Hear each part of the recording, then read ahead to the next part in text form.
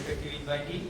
We will now commence the second technical session on Defence and Strategic Studies for the 16th International Research Conference under the theme International Security and Geopolitics. We are honored to have 6 distinguished speakers joining us today. They will be sharing their profound insights and innovative ideas related to the conference theme. This promises to be an engaging and intellectually stimulating session guaranteed to captivate our audience.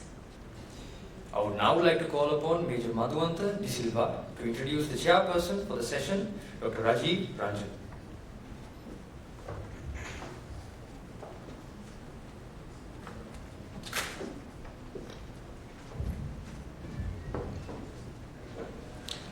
Rector, KU Southern Campus, Major General LCR Jayasuriya, RSP, NDU, PSC, Dean, Faculty of Defence and Strategic Studies, Colonel RK Ratnayaka, RSP, USP, PSC, Ph.D, Defence Studies, Dr. Silva, Senior Military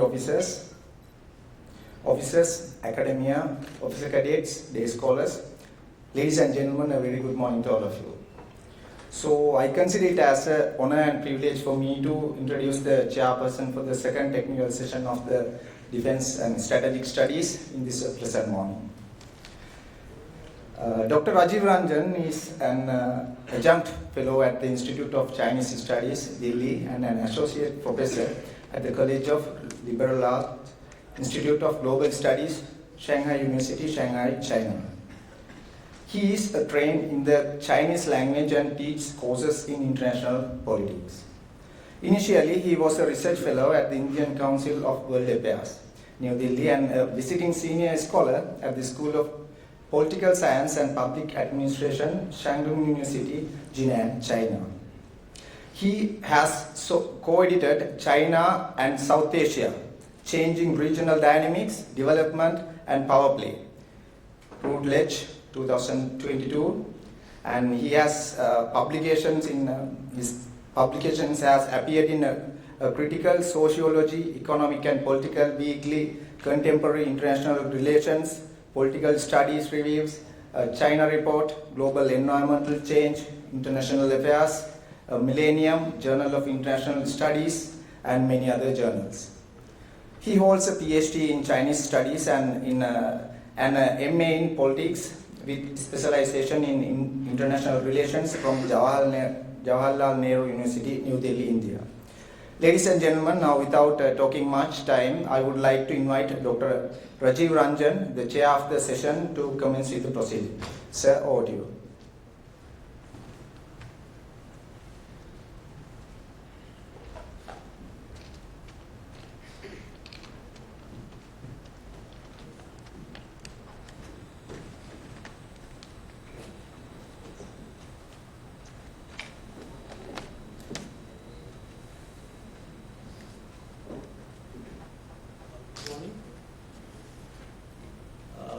Let me take this opportunity to also thank KDU for giving me this opportunity to chair the session. I think it's a burden now for me because I have to chair a session where the rector is speaking.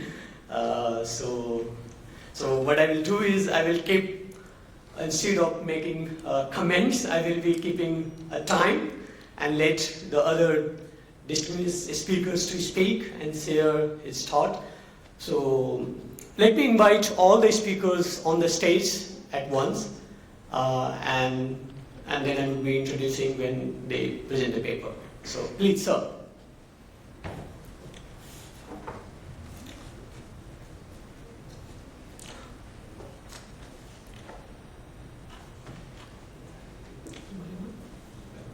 We have 3 speakers in person. All the speakers, please.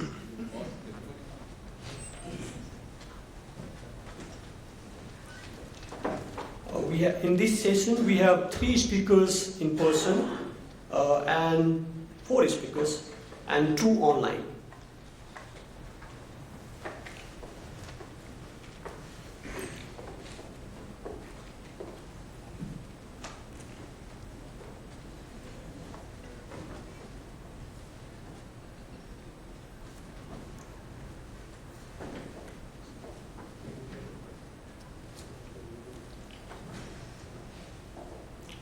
Okay, let me formally start. Welcome to this technical session 2 of International Security and Geopolitics of KDU International Relations Conference. This topic is about international security and geopolitics, and we have lined up very distinguished speakers in these sessions. The first speaker is Professor, I would say Professor, because I'm used to calling everyone Professor because everyone is a teacher. What Confucius says, let me borrow a saying from China that says that if you meet, if you are walking in a group of 3 people, each one has a capability to teach you something. So everyone is your teacher. So in China, you meet anyone, they will call you Lao Shi, that is the teacher. So everyone is called teacher. So now the first speaker is LCR Jayasuriya, Major General Robin Jayasuriya. He has MPhil in Defense and Strategic Studies and completed 35 years in military service in various capabilities. He has served in staff training and field appointments and is currently holding the appointment as the Rector of Southern Campus of General Sir John Kotlewala Defense University. In his career, has undergone military training locally and overseas to include Young Officers courses at School of Infantry and Tactics in Quetta, Pakistan, mid-career courses at the School of Infantry and Tactics, Silva, Bangladesh, and Senior Command in Mhow, India. He graduated from Army Command and Staff College, Batlanda. He holds a master's degree in Security and Strategic Studies from Kotlewala Defense University. He has also attended National Defense College, New Delhi, and holds Master of Philosophy in Defense and Strategic Studies, and currently ready for Ph.D. So without much delay, I invite Major General Robin Jayasuriya to take the floor. Sir.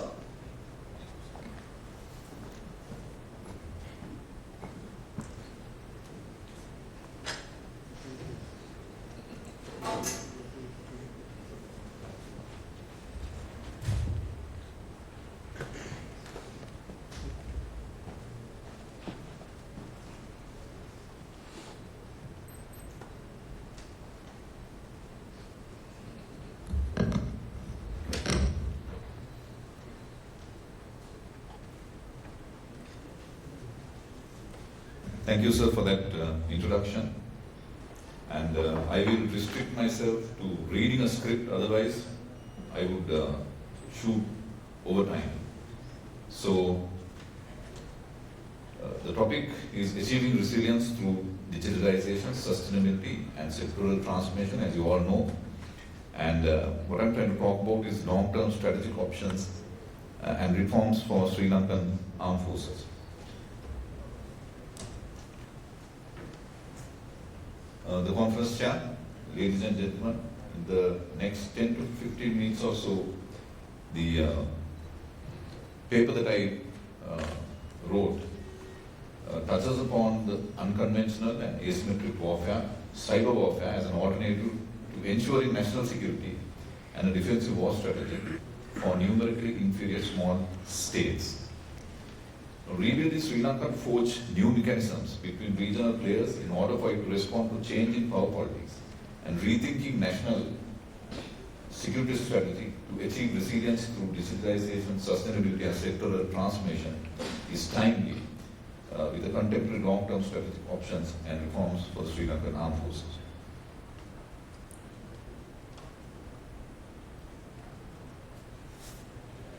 Even though Sri Lanka has the capability to defend limited geographical areas, the question remains if we can sustain a prolonged conflict.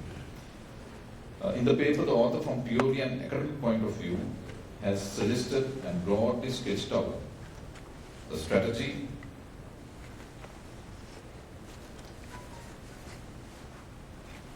of unconventional warfare based on Macraven's theory of unconventional warfare and the concept of relative superiority, where he hypothesizes that numerically inferior forces can achieve relative superiority for short periods through the use of conventional warfare. Changing dynamics and strategy for Sri Lanka. In this context, the threat landscape into the next decade or more will be shaped by geostrategic, political, economic,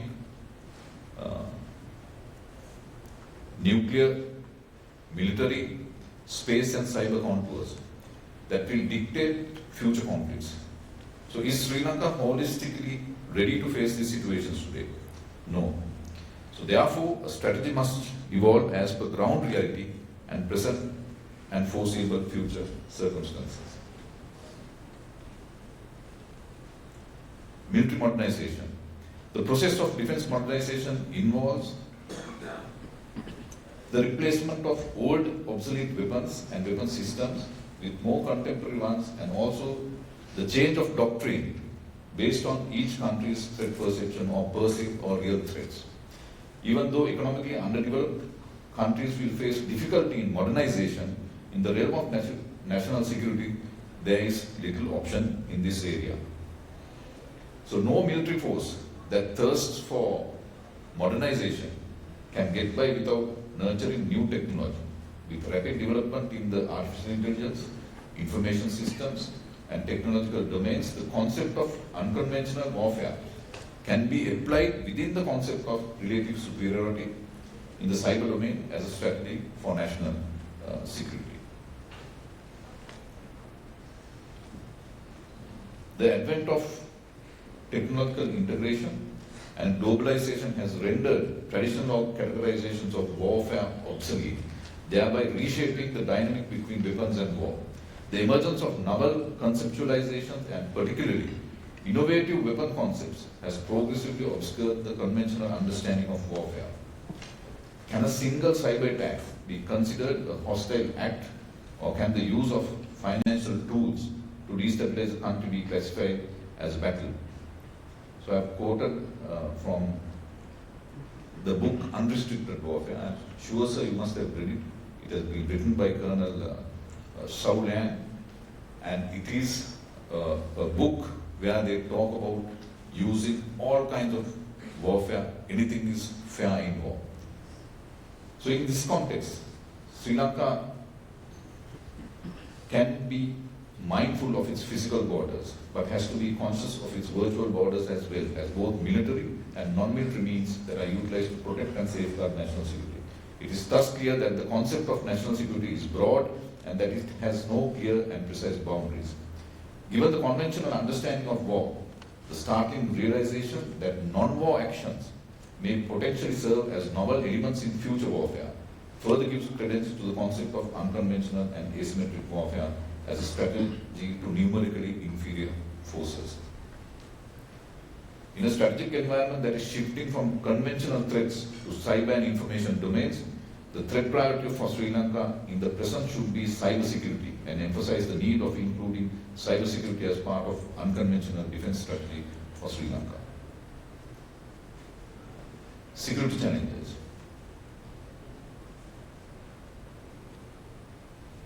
Apart from the traditional and non-traditional security threats, cyber attacks in support of conventional or unconventional military operations have a great deal of potential to be force multipliers on today's complex battlefields.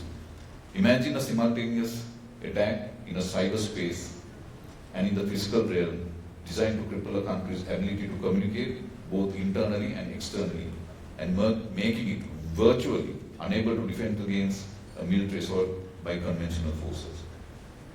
So the implications of these developments will have a profound impact on the whole security dimensions.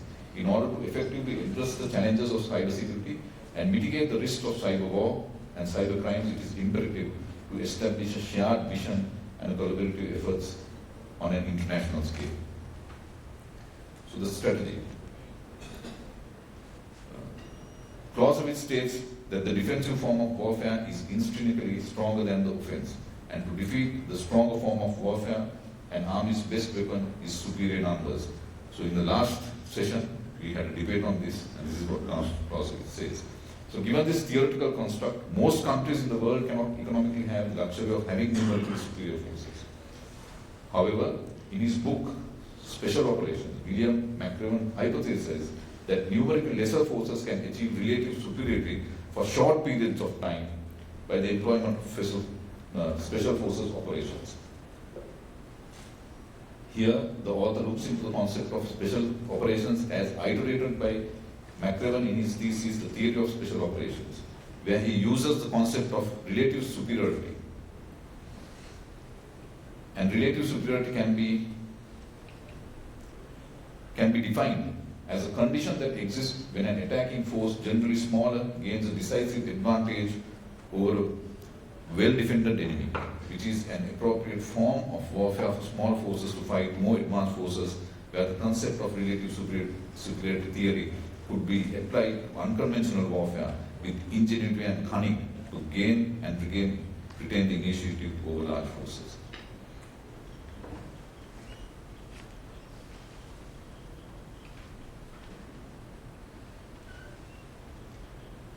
Unconventional warfare. Unconventional warfare is always thought about as a broad area of special warfare, which could be another course of action that integrates ends, ways and means to meet policy objectives.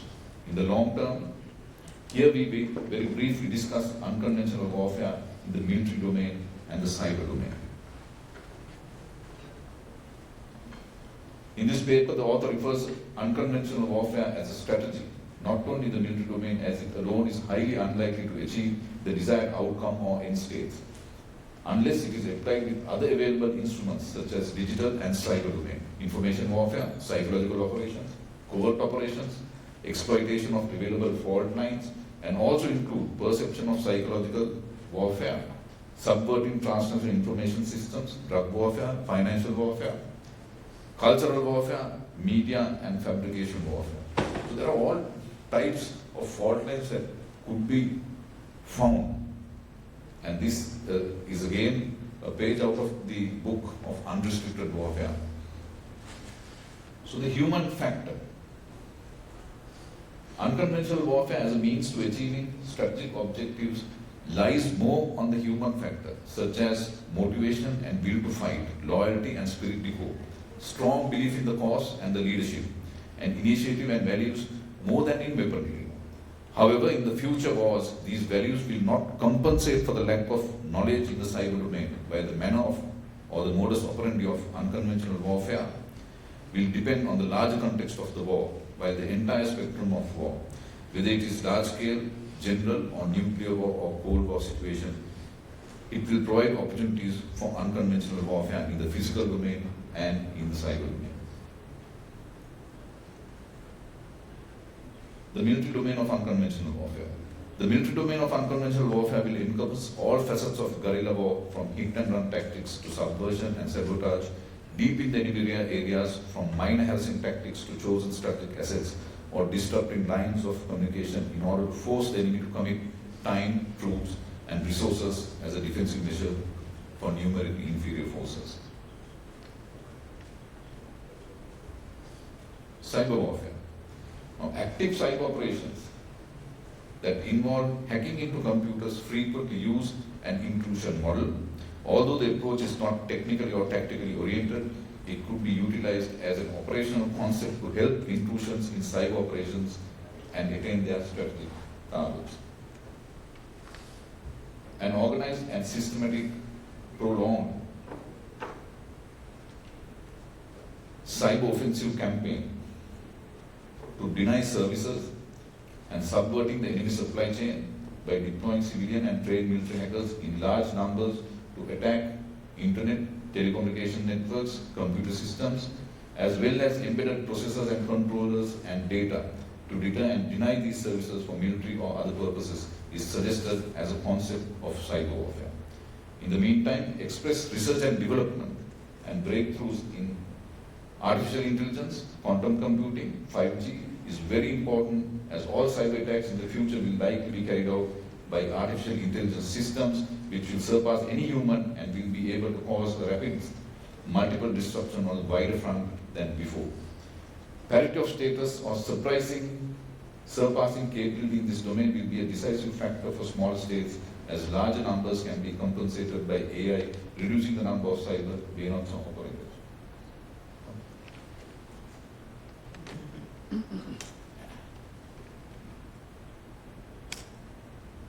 Then challenges for Sri Lanka.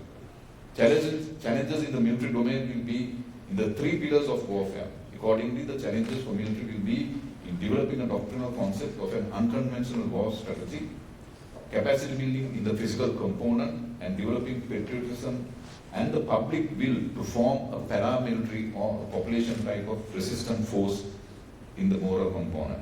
At present, the military is capable of addressing these challenges. As our military, we have fought and we have experienced an unconventional war for 3 decades, and the expertise can be easily sourced. On the other hand, challenges in the cyber domain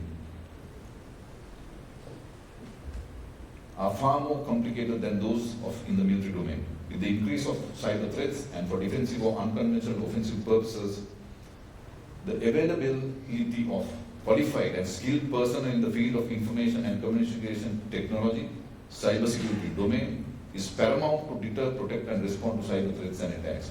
So in this context, let us now examine the availability of professionals in the cyber and ICT domains in Sri Lanka. ICT education in Sri Lanka.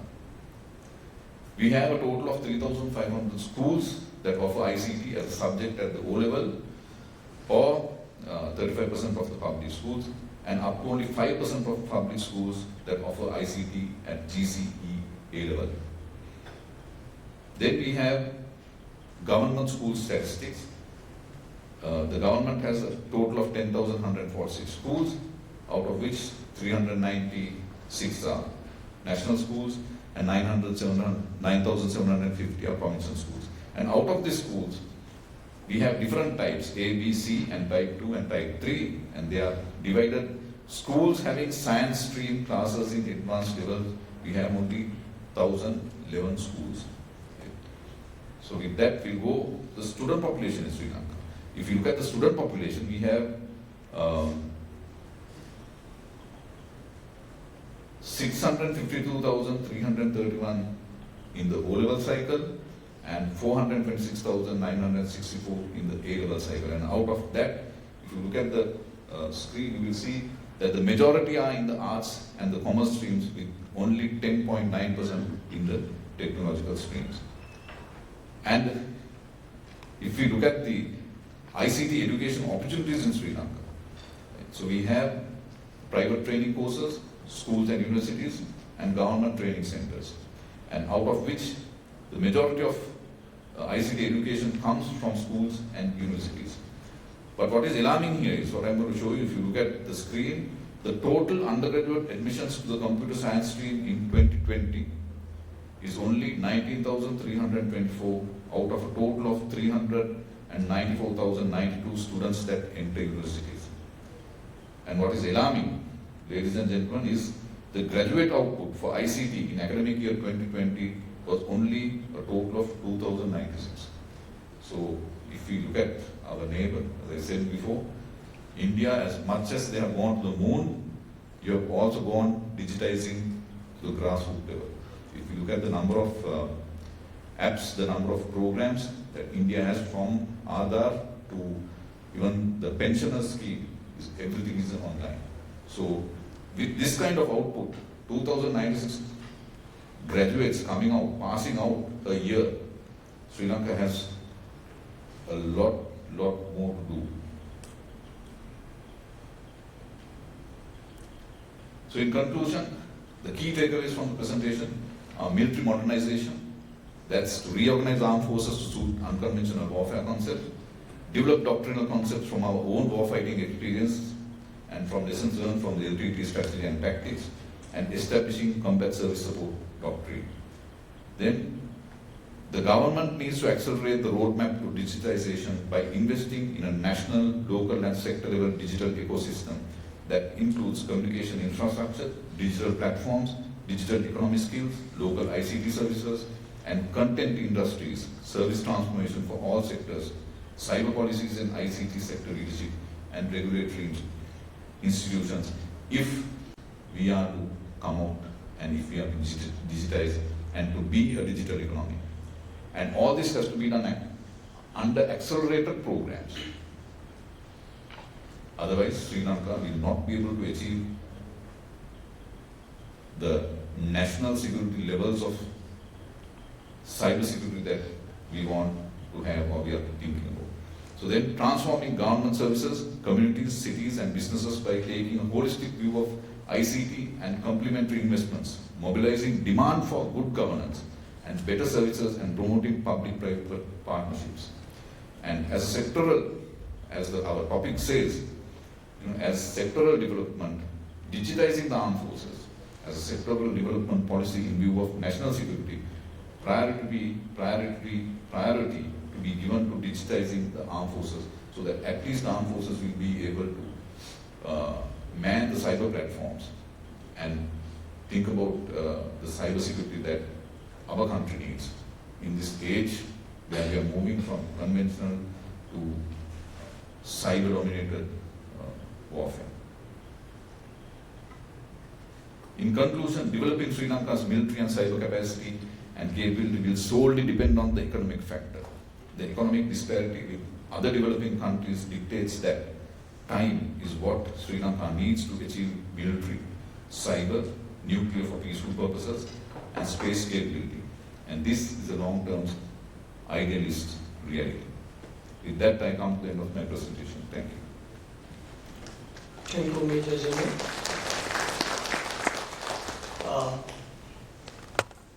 I take two highlights from your presentation, that is technological advancement and globalization that you highlighted.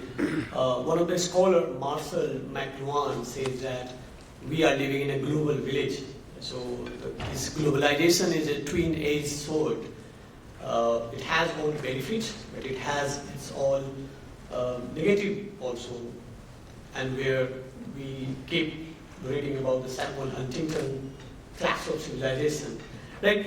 So once now we are better interconnected in no time in history that we are interconnected, and thereby this technological advancement that you talked about, the cyber warfare, the coming of artificial intelligence, that is kind of like exacerbating the whole threat perception, and thereby you need the second point you highlighted is the whole concept of national security is broadened.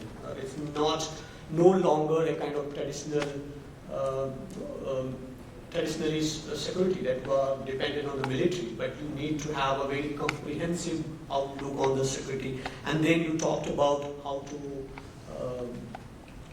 kind of rectify those challenges, and then you talked about because we are interconnected, so thereby we need to have a shared vision of security, and where the regional security comes into play, and then the collaboration that you talked about, and you highly write in this abstract that the role of India comes into play. Then for Sri Lanka, that you say that you gave a very detailed picture about how the STEM graduates are there in Sri Lanka. So Sri Lanka has to invest much on the talent and the investment in science and technology. Yesterday I talked about the Chinese scholar, you mentioned also Qian Liao. Yesterday I mentioned about the Chinese scholar Kai Fu Li, where he talks about that for artificial intelligence you need not only data but also talents. So talent is where countries like India, Sri Lanka, and all, because in this region of the world have a kind of like a STEM, that is science and technology is good, and we are the one who is kind of supporting the US in the science and technology by brain drain, what we call it in India as a brain drain of STEM graduate. So I think Sri Lanka should come and invest in talent and invest much in this digitalization to cope up with any challenge. So thank you, Major, for giving us a very comprehensive picture of this changing dimension of national security. Now we have a second speaker, K. Martyn. So I invite now K. Martyn. We will talk about building resilience in the Indo-Pacific, a holistic defense approach for the United States and Sri Lanka. He is US Fulbright grantee based in Sri Lanka, affiliated with Lakshman Kadegamar Institute of International Relations. He has completed undergraduate studies in global studies. His research focused on Sri Lanka, examining areas of cooperation in US-Sri Lanka relationship. So, King Martyn, floor is yours. Thank you. Go ahead. The next slide. Oops. Is the next presentation here?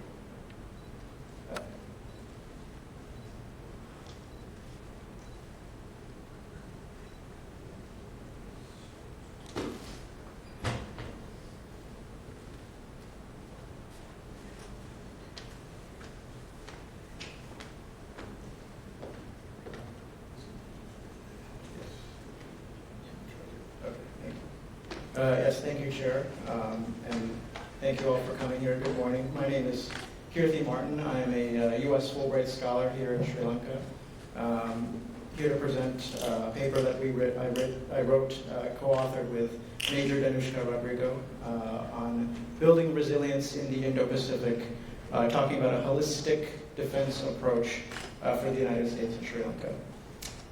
And I'll go ahead and get started and jump right into it, talking about what is the sphere that we're dealing with here. And we're talking about the increased relevance and importance of the Indo-Pacific in U.S. strategy. So it really starts with the economics of it.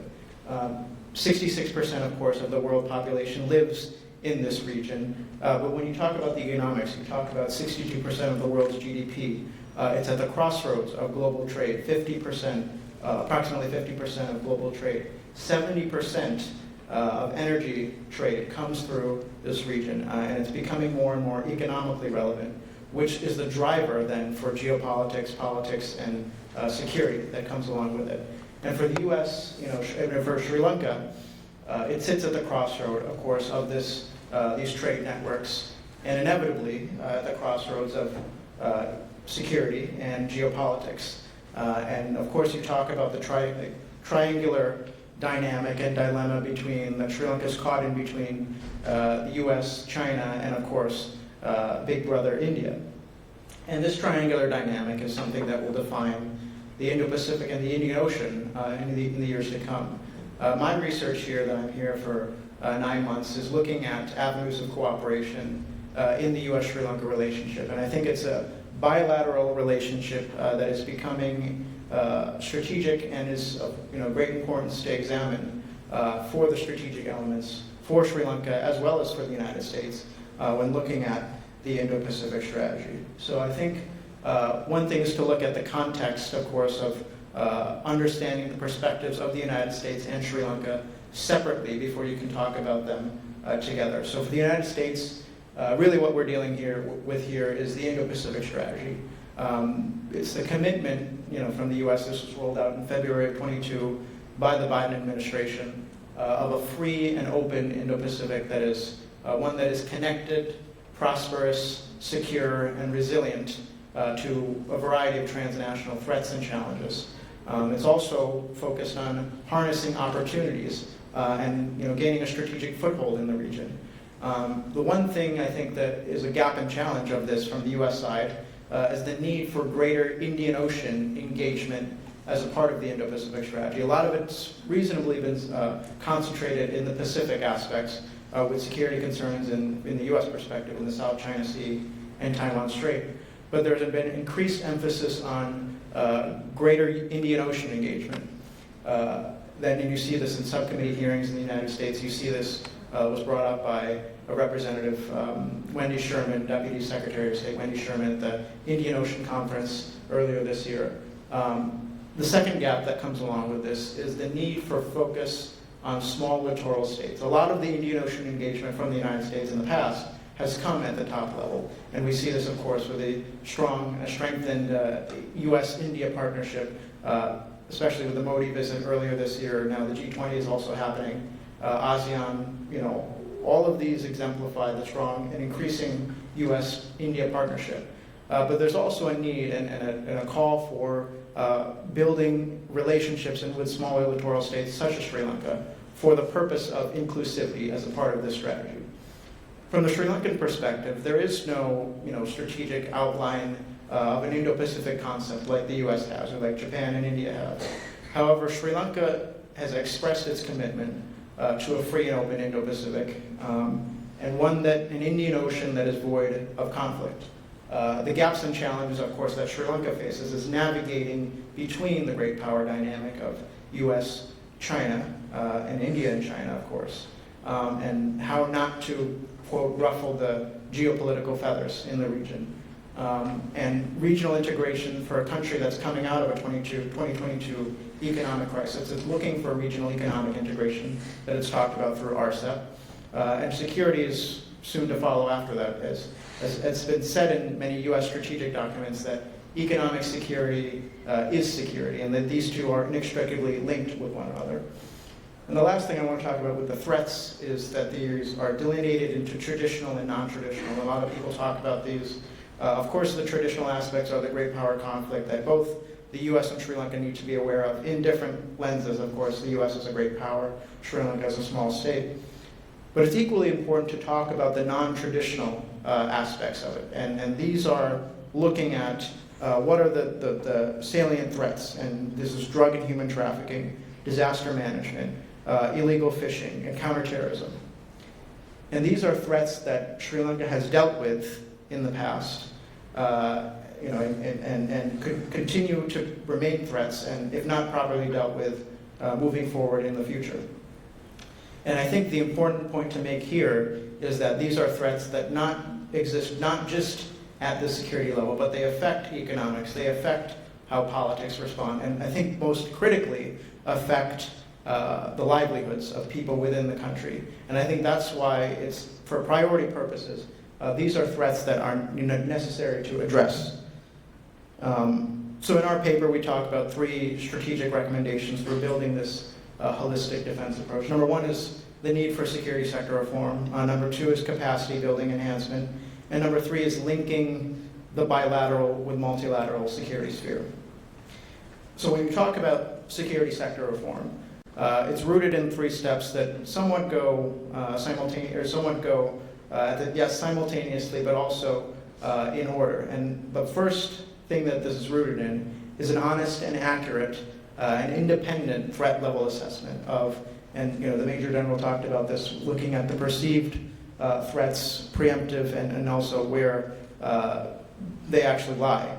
And if this threat is done, I think the key point is looking at this, how it's done independently. The US is willing to support, of course, on larger aspects of security sector reform.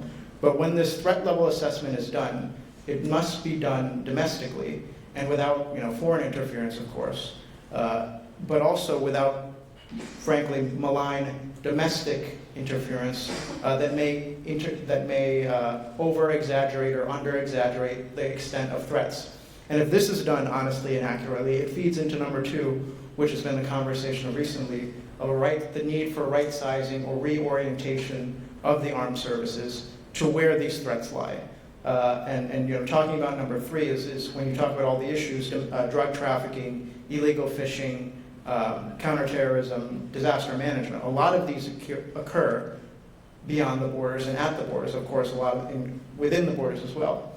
But the maritime domain, as it has been expressed, is there's a need for addressing this within Sri Lanka. And I think these 3 are important because when the US is looking at matching this and matching capacity with need in this relationship, we see with other Indian Ocean states, such as India, that it's focused a lot in the maritime domain as part of the Indo-Pacific strategy. If the threat level assessment is completed, if the right sizing and reorientation accurately, and the maritime domain is increased, and a motivated Sri Lanka with this legitimate assessment comes to the US and says, here's what we need, the US can properly manage that, and this can be synthesized in a coherent fashion. Capacity building relates to exercises and training, technical capacity, and military-to-military communications. And I'll briefly talk about the cooperation afloat and readiness training are exercises, joint exercises between the militaries of the U.S. and Sri Lanka, particularly within the maritime domain. And the one earlier this year completed involved Japan and the Maldives. This was, simulated environments about disaster preparedness and disaster management, which is one of the key areas of defense cooperation in this relationship. We talk about technical capacity. Intelligence sharing existed between the US and Sri Lanka during the war, of course, and now the domain is different. Now the threats are in different lens, and surface level threats to address issues such as illegal fishing, to address issues such as drug trafficking and piracy, and sharing between the United States and Sri Lanka can be enhanced. And we've seen this in the past with cutters. Sea Guardian technology, of course, was a part of the US-India partnership and agreement earlier this year. The extent to which this can be transferred to Sri Lanka remains to be seen, but they could become of immense help in addressing these threats at a bilateral as well as regional level. And lastly, I think the importance of talking about military-to-military communications, annual dialogue. I think the recommendation between top-level US Indo-Pacific Command officials and Sri Lankan defense officials. The bottom photo here is of the Indo-Pacific Environmental Security Forum just last month, posted here in Colombo.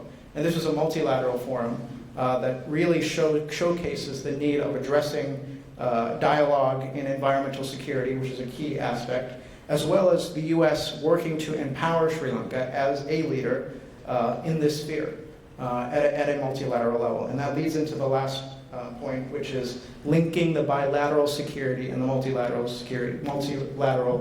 regional sphere. And bilaterally, I think it's important to emphasize that the training of both military, of course, in the defense services, but also of diplomats. It is this nexus, I think, that is important for building this holistic approach and formulating discussions so that when you go to these multilateral mechanisms, the two I've identified that we talk about is BIMSTEC and IORA. USAID has run partnerships in the past and supported BIMSTEC. And the security pillar is focused on counterterrorism, disaster management, and energy security, of which the US is focused on. This is led by India. Sri Lanka is the leader of the science and technology sector. Of course, this in the past is focused on largely in the health sphere. But I think what needs to be looked at is how this can be translated into the security sphere and how the US can support in this relationship. IORA, of course, US has remained a dialogue partner, and Sri Lanka will take over as the chair later this year. But the focus is, of course, on maritime safety and security. And so these are all bilateral, linking the bilateral with the multilateral. And we saw how the US can support Sri Lanka in engaging with these spheres. So I think the conclusion, is the plethora of conclusions that we could talk about is the Indo-Pacific is becoming a more and more relevant region as we look at in global affairs and the need for engagement with the Indian Ocean region as well as small littoral states. There exists a plethora of traditional and non-traditional security threats. Traditional, it's easy to get caught up in the geopolitical competition, but also these non-traditional threats that strike right at the heart of politics, economics, security, and livelihoods are also equally as important to deal with. The threats, the steps that we talked about is security sector reform, trainings, and linking the bilateral. Geopolitical sensitivities will always remain and will continue to remain an issue that needs to be addressed in this sphere. And I think the last point is important to talk about, which is what do we mean when we say holistic?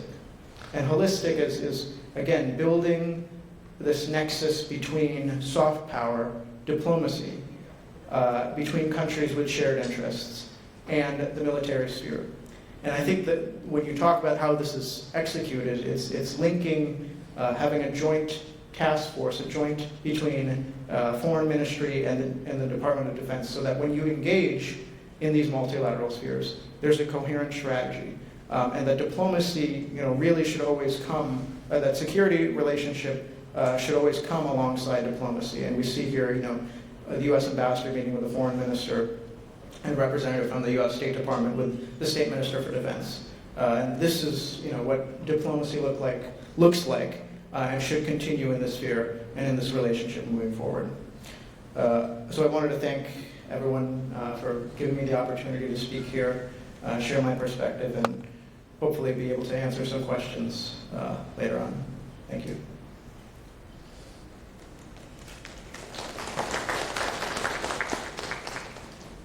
Thank you, Martyn, for giving us very concise and engaging presentation.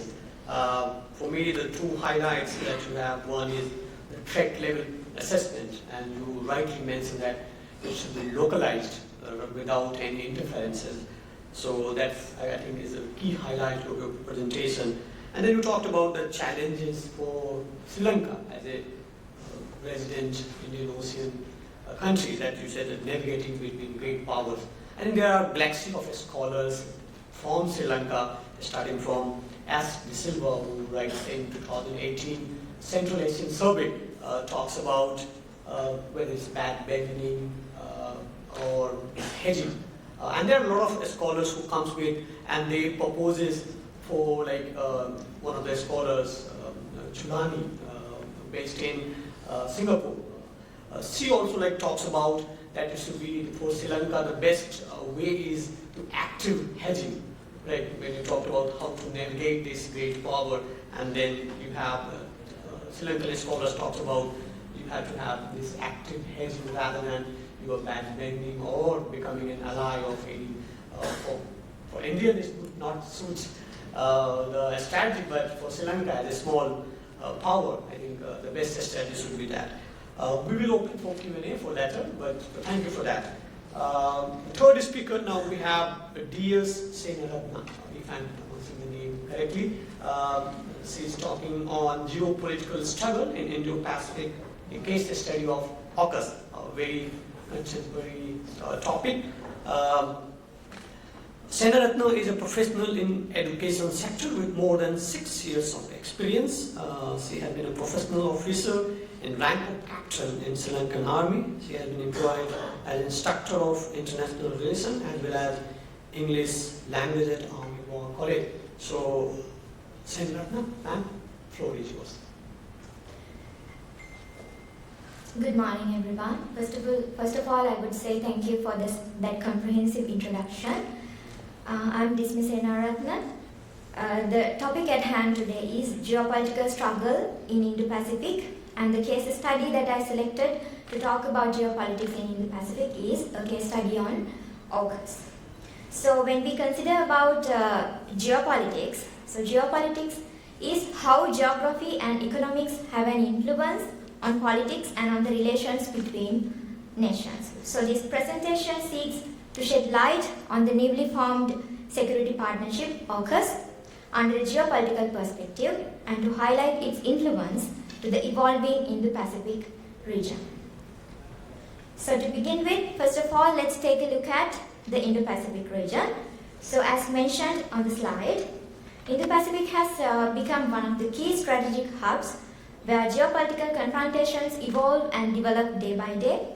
So these confrontations are influenced not only by the regional stakeholders, but also by the extra-regional stakeholders, and they try to secure their geopolitical interests in line with their national interests under a balance of power approach. To consider more about Indo-Pacific region, so it is emerging in terms of economics and growth markets, and it consists of traditional as well as non-traditional security threats in the modern context. To mention a few of these non-traditional security threats, the density of population, pollution, threat to biodiversity and climate issues, violation of international law, transnational organized crimes, nuclear proliferation, insecurity of maritime borders can be taken. Moving into the next slide, in terms of the AUKUS alliance, I incorporated 3 theories in the discipline of international relations to conduct my research. So these 3 theories are, the first one is sea power theory, which was introduced by Alfred Thayer Mahan, who is a US naval officer, and he's the first person who coined the term sea power. And the next theory that I incorporated is organic state theory, which was introduced by Frederick Russell. And the next theory is rimland theory, which was introduced by Spikeman in 1944. So all these 3 theories are talking about how sea power is influencing the geopolitics and how states are trying to maximize their power in terms of sea power dynamics. Right. So My case study is about AUKUS. So now let's talk about AUKUS in a comprehensive manner. So to talk about AUKUS, it's a new trilateral military partnership and a historic security deal announced on the 15th of September 2021. And basically, this strategic partnership collaborates the United States of America, United Kingdom and Australia, and enabling Australia to build nuclear-powered submarines for the first time in its history. Right. So this new partnership was announced by then Prime Ministers Scott Morrison of Australia, Boris Johnson of United Kingdom, and the present President of United States, Joseph R. Biden. So the main goal of this tripartite alliance is to protect and preserve the security, stability in Indo-Pacific under a rule-based international order.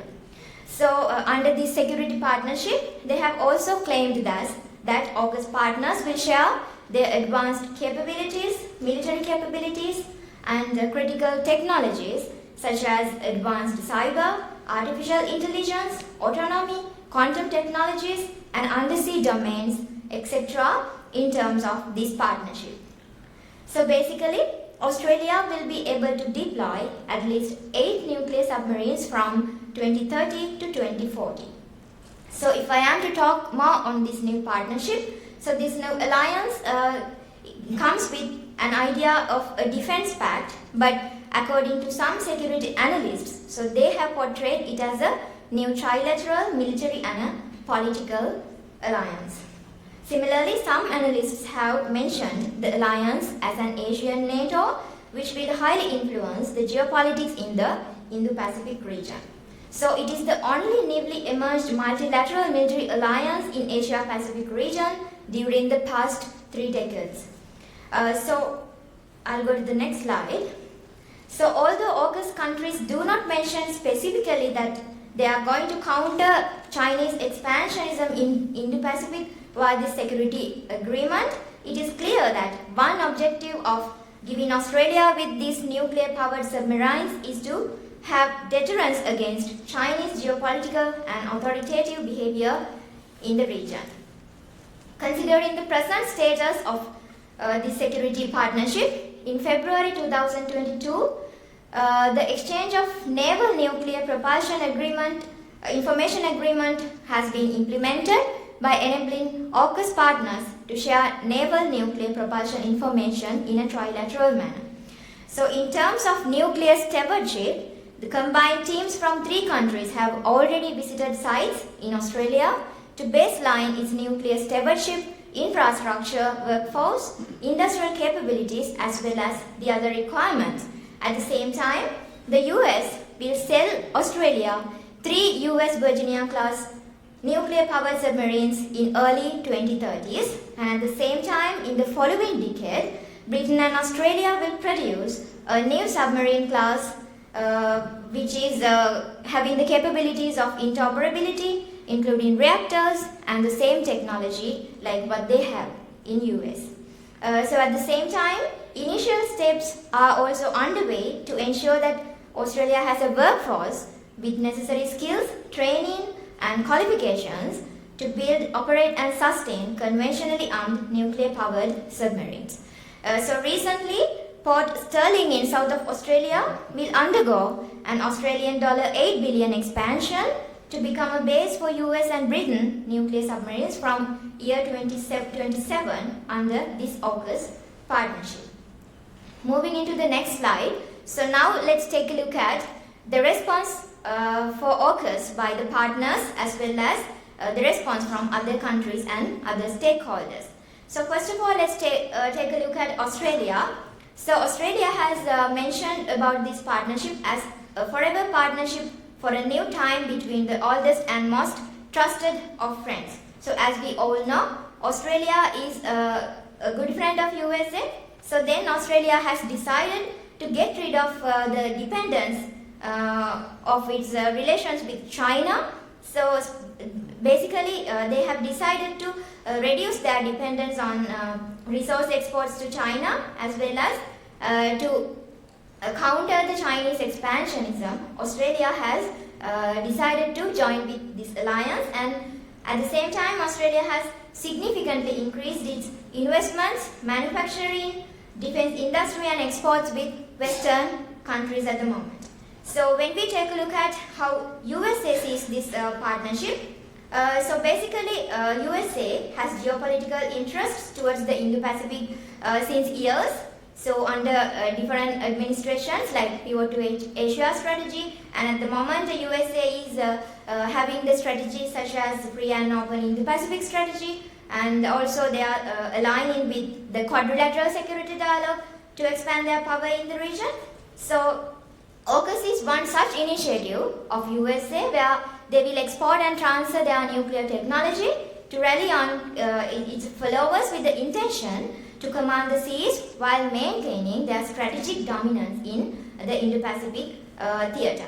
So according to some security analysts, so AUKUS is a focal point in US global strategy because US has understood that the Chinese rise in Indo-Pacific and Eurasia is difficult to counter. So in terms of commanding the seas and maintaining the strategic dominance, they have entered into this AUKUS alliance.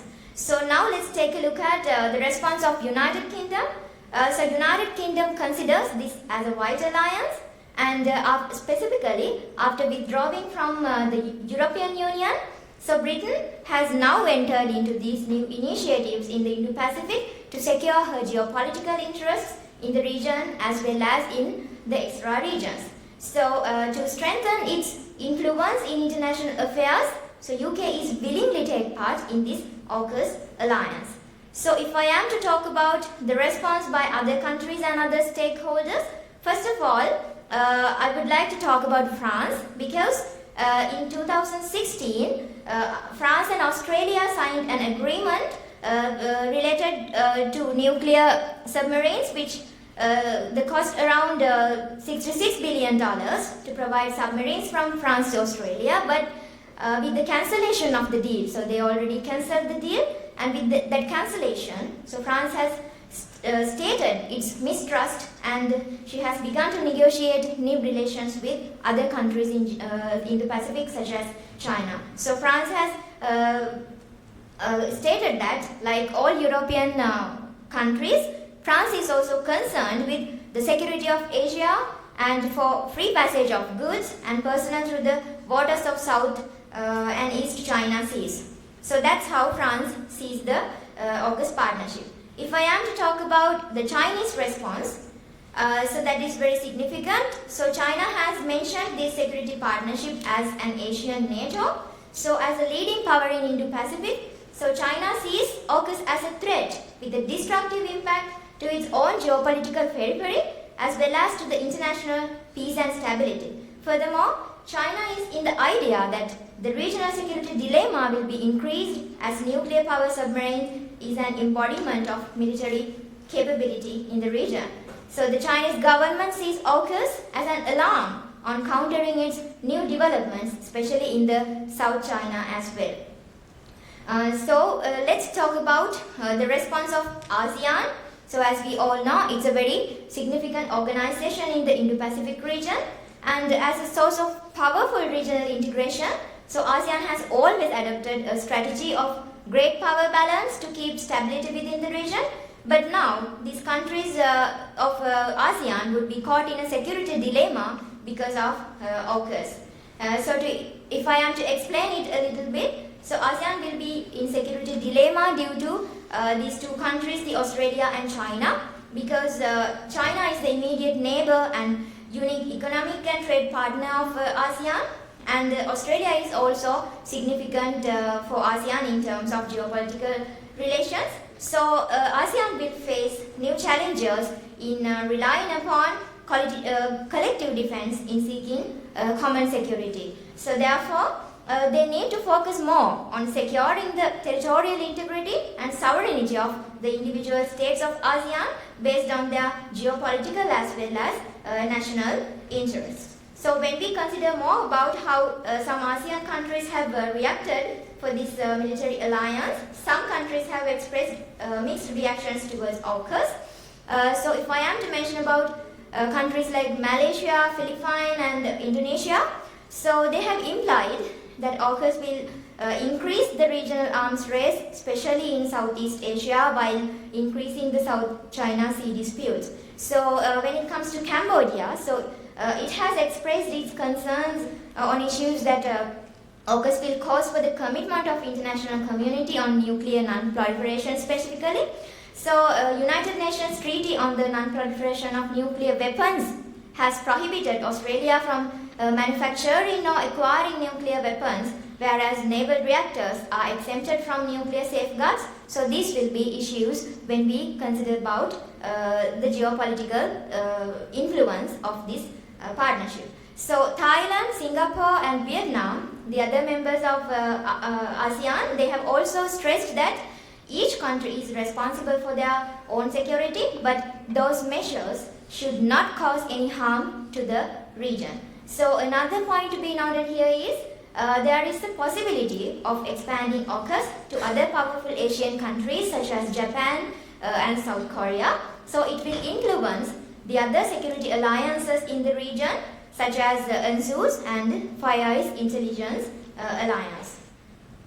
So if I am to analyze some of my research findings, so I use the SWOT analysis where I will be talking about the weaknesses, strengths, weaknesses, opportunities and threats of this alliance. So first of all, let me elaborate on the strengths. So being considered as the Indo-Pacific version of NATO, so some security analysts are in the idea that AUKUS has changed the institutional architecture of the Indo-Pacific region. So the region will receive benefits of technology to strike a balance of power amidst the powerful regional players. But from the other hand, USA will use AUKUS as a geopolitical strategy to weaken the power of China, whereas they use NATO to expel power of Russia in Europe. Other than that, the members aim to safeguard undersea fiber optic cables that provide military and civilian communication for West.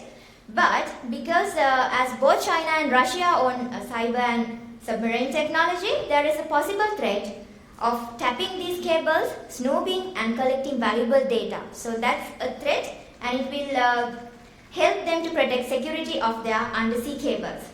That's not a threat, it's, sorry for the mistake. So further, Australian government sees AUKUS as a way of addressing and securing the degrading security environment in Indo-Pacific region, and it also wishes to pursue the expected security interests of becoming a country with nuclear-powered submarines to further develop the strategic partnerships with Japan and India along with other regional states. So if I am to talk about the weaknesses of this tripartite alliance, the announcement of AUKUS by its members, it was done via a joint press release. So there, Morrison has mentioned it as an enhanced trilateral security partnership, and Biden has pronounced it as a new phase of the trilateral security cooperation, and Boris Johnson has mentioned it as new trilateral defense partnership. So it means AUKUS lacks the definition of a military alliance or a pact, as it does not contain a formal security treaty between members. So as an example, if we take the Article 5 of NATO organization, so the treaty mentions on provision for collective defense. So due to absence of a direct provision in this nature for AUKUS, so it has failed to be qualified as an alliance. So at the same time, no one has used the term alliance or treaty, convincing that they focus on solving matters related to security and defense coordination in the Indo-Pacific area and not forming a trilateral treaty alliance or an Asian NATO. So now I am going to talk about the impact of AUKUS to the environment. So when we discuss about nuclear submarines, so they are fueled by high enriched uranium at more than 93% of a level which is slightly higher than what is needed to make a bomb. So it has a direct implication for the environmental concerns. And the other factor is Australia is a signatory to the NPT, Nuclear Non-Proliferation Treaty. So then that's another point we can take as a weakness because it will increase the nuclear arms race, etc. in the region. So if I am to mention a little bit about the opportunities that this alliance, that this partnership will create. So this partnership is a good opportunity for USA as it marks a massive shift in their global strategy. So where she wishes to redistribute its forces in Indo-Pacific, and it will be taken place by empowering with military capabilities in the future as well. So in considering the other partnerships such as the quadrilateral dialogue, so Japan may also wish to seek nuclear submarine technology in future under a US-Japan alliance or a US-Japan-Australia partnership. So USA will explore the possibility of expanding AUKUS to other Indo-Pacific countries to broaden their geopolitics in the region. So another opportunity is the idea of minilateralism. So whilst being a member of the quadrilateral dialogue and AUKUS, so the country targets, that means Australia targets, for a minilateral security cooperation between a small group of like-minded countries with common shared values and interests. So further, Australia wishes to fill the gaps it faces with the other partnerships like AUKUS, ASEAN Regional Forum, etc. So by strengthening another layer of regional security architecture, they would go for multilateral initiatives. So if I am to mention about the threats that AUKUS will pose, so basically it will disturb the regional integration and order of Indo-Pacific region as well as the international security due to the potential escalation of arms race, nuclear threat, and as well as Australia will be isolated from Asia and Europe if something goes wrong. So especially due to the views of France, ASEAN, China, and also the negativities that come from the country itself, so it will pose a threat in the future. So those are the research findings. So that comes to the end of my presentation. So I talked about AUKUS and the geopolitical significance of AUKUS and the future implications as well. Thank you so much.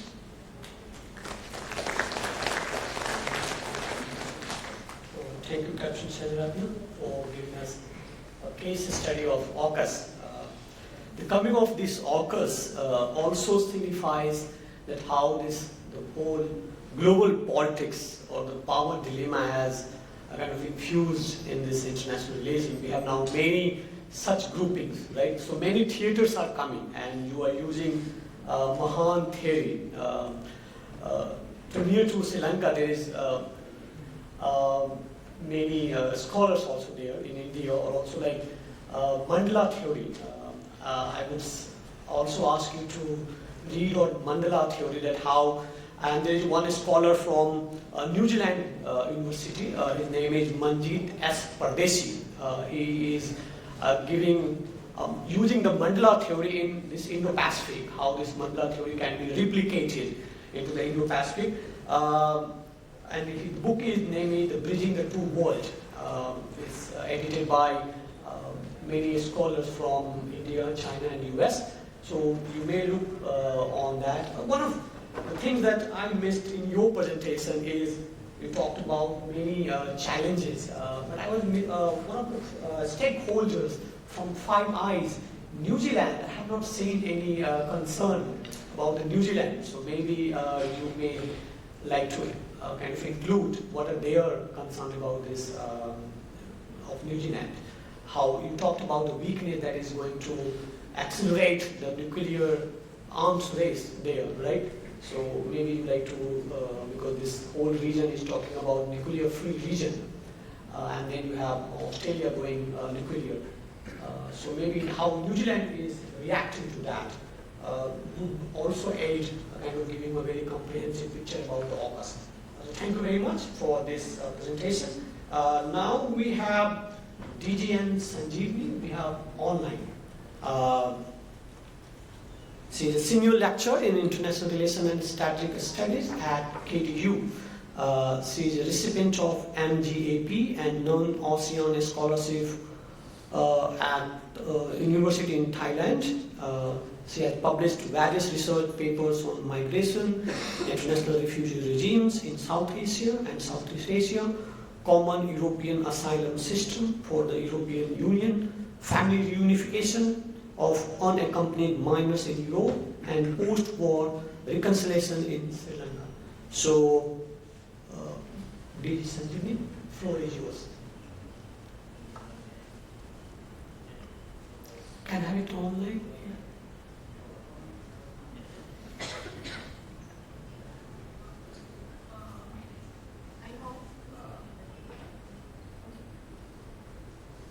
Very good morning, all of you. Thank you, Chair, for your interaction.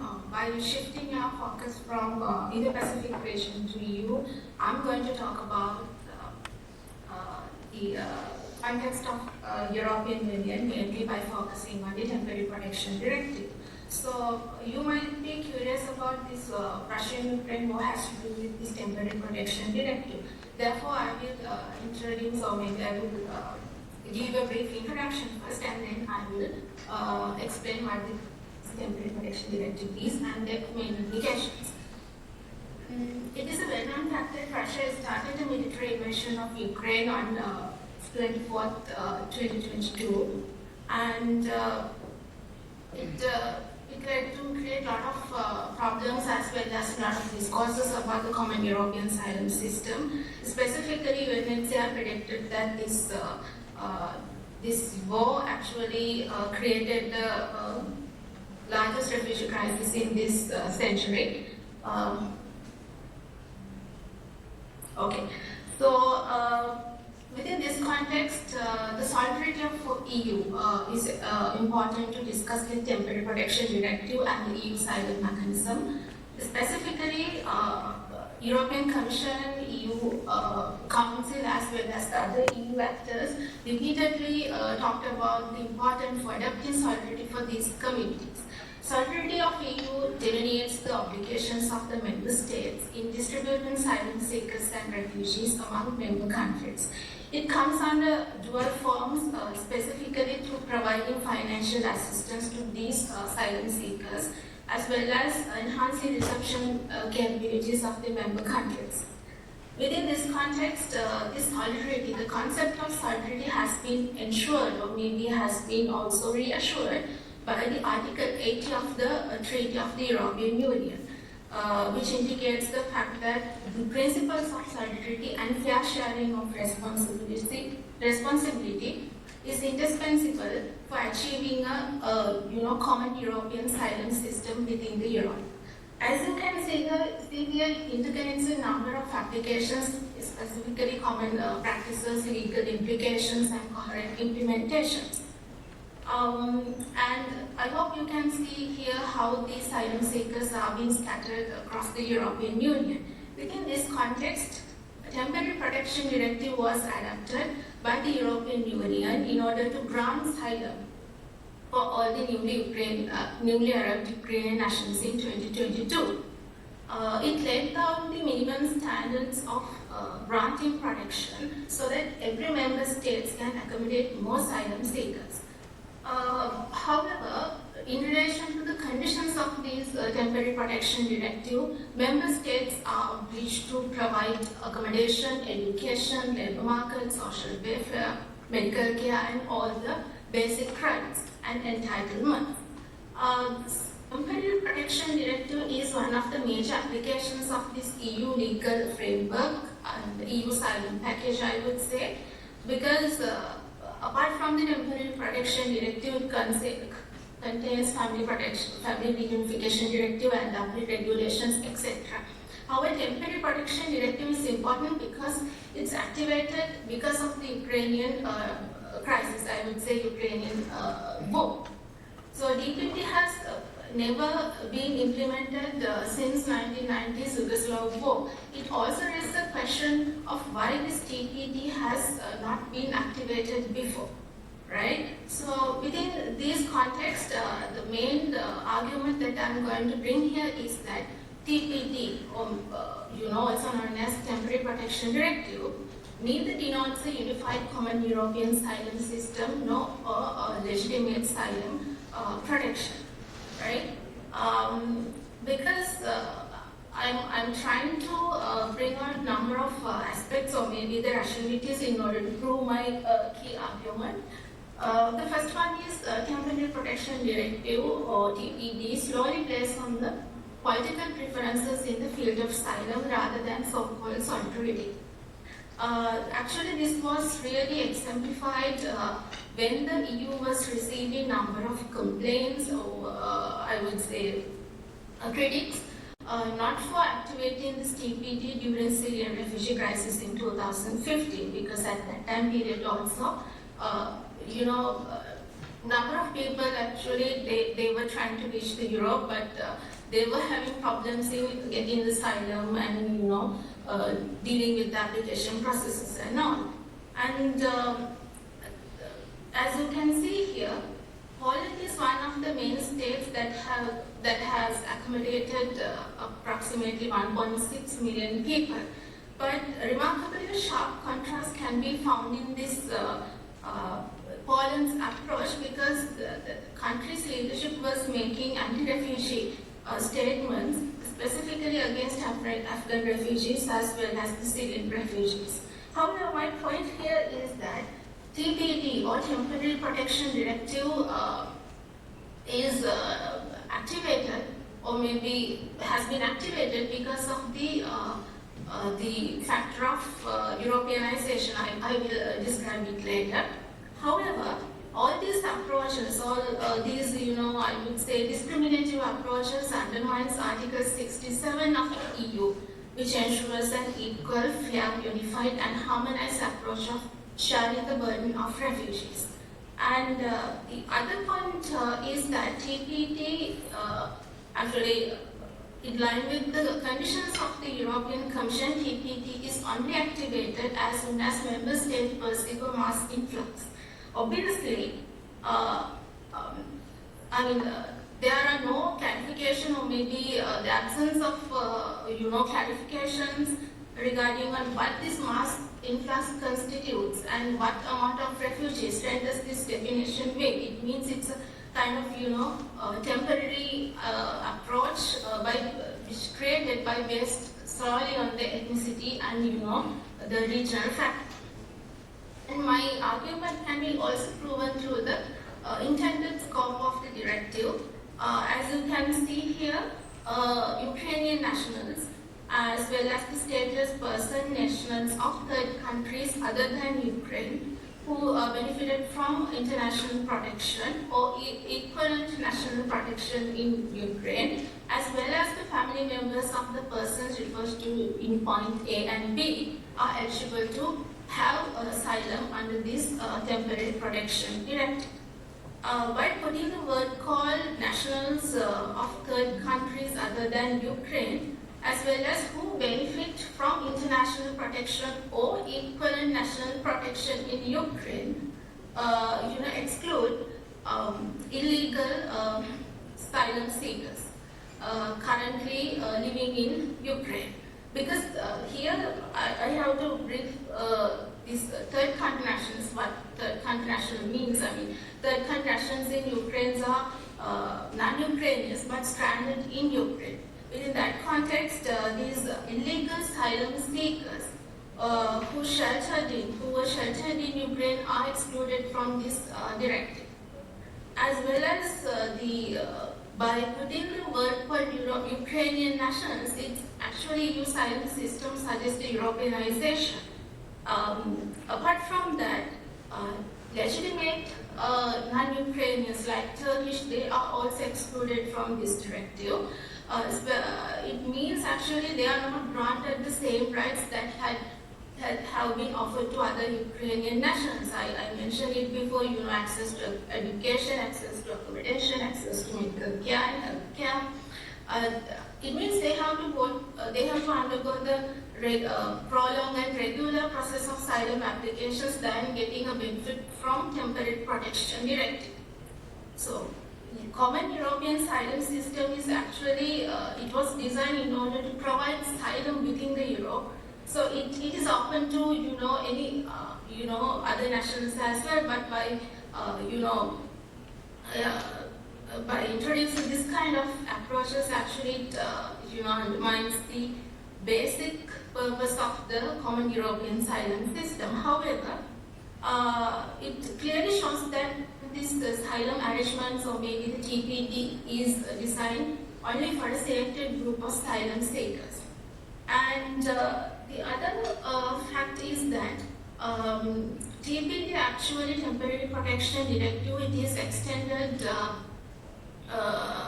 in 2023. It means the initial 1 year time period that was granted by the TPD was extended till 2024. It means we have one more year. It means the EU have given 1 more year to provide this asylum access for these communities. But the significant fact is that under this directive, all the third country nationals, it means, if we compare it with the previous version, actually there are little, little chances or maybe the opportunities for third country nationals, but with the restrictions, with the conditions.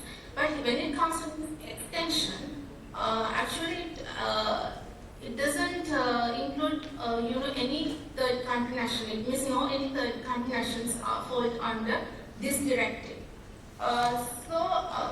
European Union has never come across any justification or reason for this revised condition.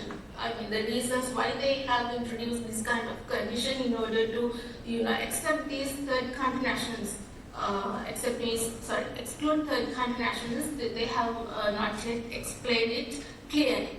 And excluding third country nationals from this directive, actually it is inconsistent with the provision of international refugee law. That is one of my main focus that I am going to talk about, because international refugee law, it's a quite disputed area. It is one of the disputed area, I would say, because some of the states, they are not ready to follow these refugee applications. Specifically, the significance of it in the European Union is that they are obliged to follow, because they are under the framework called Common European Asylum System. So they have agreed to this. So then there is actually a commitment, there is a kind of responsibility that needs to come from their end also. That's why I am going to talk about the legal aspect, I would say international refugee law aspect as well. Specifically, according to the Article 2 of the International Refugee Convention, the protection needs to be accorded without any discrimination based on the race, religion, ethnicity. So this is not actually being practiced by the member states, specifically the countries like Poland as well as the other countries, because they have only welcomed the Ukrainian nationals. But other third country nationals are excluded from this temporary protection directive. And non-refoulement in the sense, it prevents member states from sending asylum seeker, from sending a person to a location where there is a risk of being subjected to persecution, torture, and inhuman treatment. So the excluding of third country nationals, specifically under the second version also, it leads to refoulement, and also it puts third country nationals into another limbo. Why they have only focusing on these Ukrainian nationals? And it is also a question to ask in the sense within the European Union, actually there were a number of discussions and discourses are going on this fact. And we'll see how it will work, because they have also requested 1 more year. They are in the process of discussing, but they have not yet, confirmed their approach, whether they are ready to give another year, whether they are ready to extend this temporary protection directive into another year.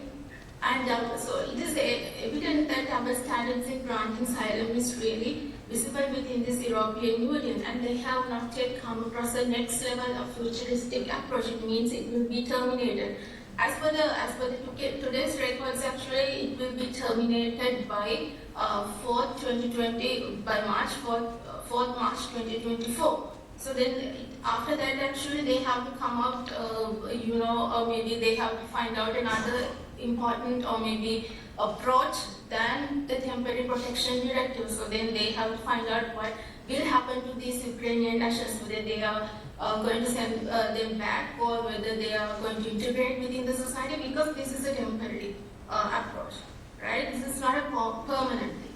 And also whether they are going to integrate them into the regular process of asylum applications or asylum processes. They have not yet discussed it. But there is as I mentioned earlier, there is a discussion is going on whether they need to extend it to another year, but they have not yet confirmed it. So basically, the Common European Asylum System is designed to everyone. So the temporary protection directive is not consistent with other applications as well. I'm not going to talk about in detail. I mean, there are a lot of applications with Dublin regulations as well. So this temporary protection directive is not consistent with Dublin regulations as well. Within that context, actually, I will explain this. TPD indicates the weaknesses and loopholes of the Common European Asylum System because, as I mentioned you earlier, it actually undermines the so-called idea of the Common European Asylum System. Common European Asylum System, which is based on the solidarity and fair sharing of responsibility.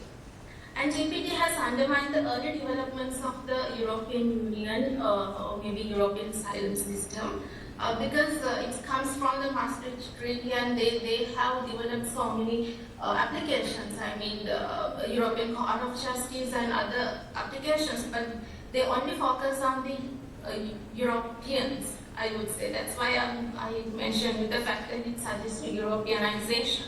And TPD is primarily designed to serve as an emergency rather than a durable solution. By looking at the term itself, you will be able to understand here this is a temporary application, so temporary protection directive. But then what happened? I mean, after that, the communities, whether they are going to resend or maybe relocate within the previous location, or whether they are going to integrate them into their societies, they have not yet discussed all these things. And TPD as an additional type to an already stratified system. What it means is already stratified system, because even within Syria refugee crisis, as well as when there was a crisis happened in Afghanistan, also they tried to reach European Union, but they have to wait till the application process is going on and the final confirmation comes. But it's a very long time period. And also it has also reported that the Ukrainian minorities, specifically Ukrainian minorities like Roma, as well as the minorities without passports and biometrics details, as well as unaccompanied minors, have also undergone difficult situations during this reception and evacuation processes, because since they don't have any identification documents, there is a risk as per the European Union, there is a risk of welcoming them and grant this asylum approach. So within that context, actually, I'm not taking that much time. So then, within that context, I will conclude the fact that TPD has undermined this Common European Asylum System, and it has not, shown the very purpose of the European Asylum System, or maybe the Common European Asylum System. But so with that, I'm going to conclude my presentation, but I'm really happy to answer your questions. I hope I will get more questions regarding on that, so then I will be able to discuss more factors and aspects. Thank you very much.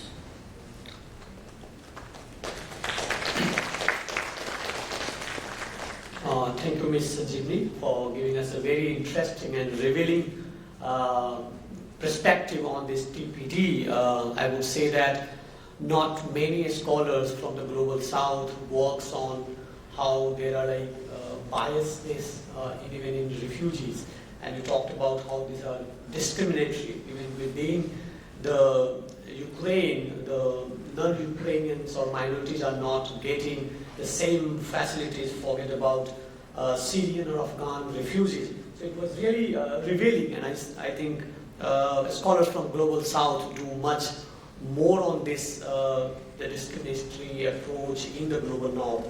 So I hope there are many questions to you. We have now the fifth scholar is Ph.D. Silva, who is going to talk on social network analysis as a strategic plan to overcome terrorism. She is a clinical psychologist and a research fellow at LCR Research University, USA, and Sri Lankan security analyst. She has been awarded many medals and awards in a different forum. For example, like you have Global Youth Forum, Nepal, Asia's Young Researcher, and Asia's Outstanding Performance in Multidiscipline. So, without much delay, Ms. Ph.D. Silva.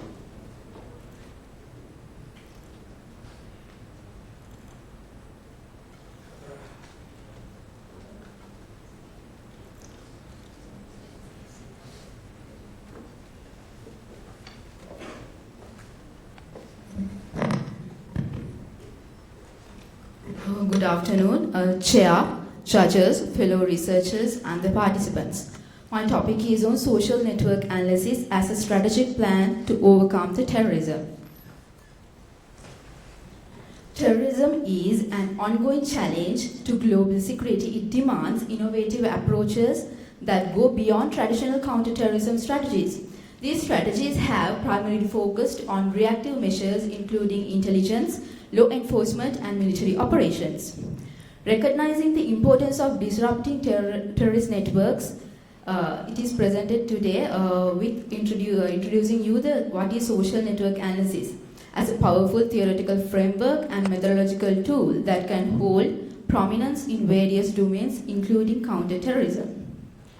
I will explore how SNA provides a structured approach to understanding relationships, interactions, and information flows within these networks, ultimately aiding the effective counterterrorism strategies.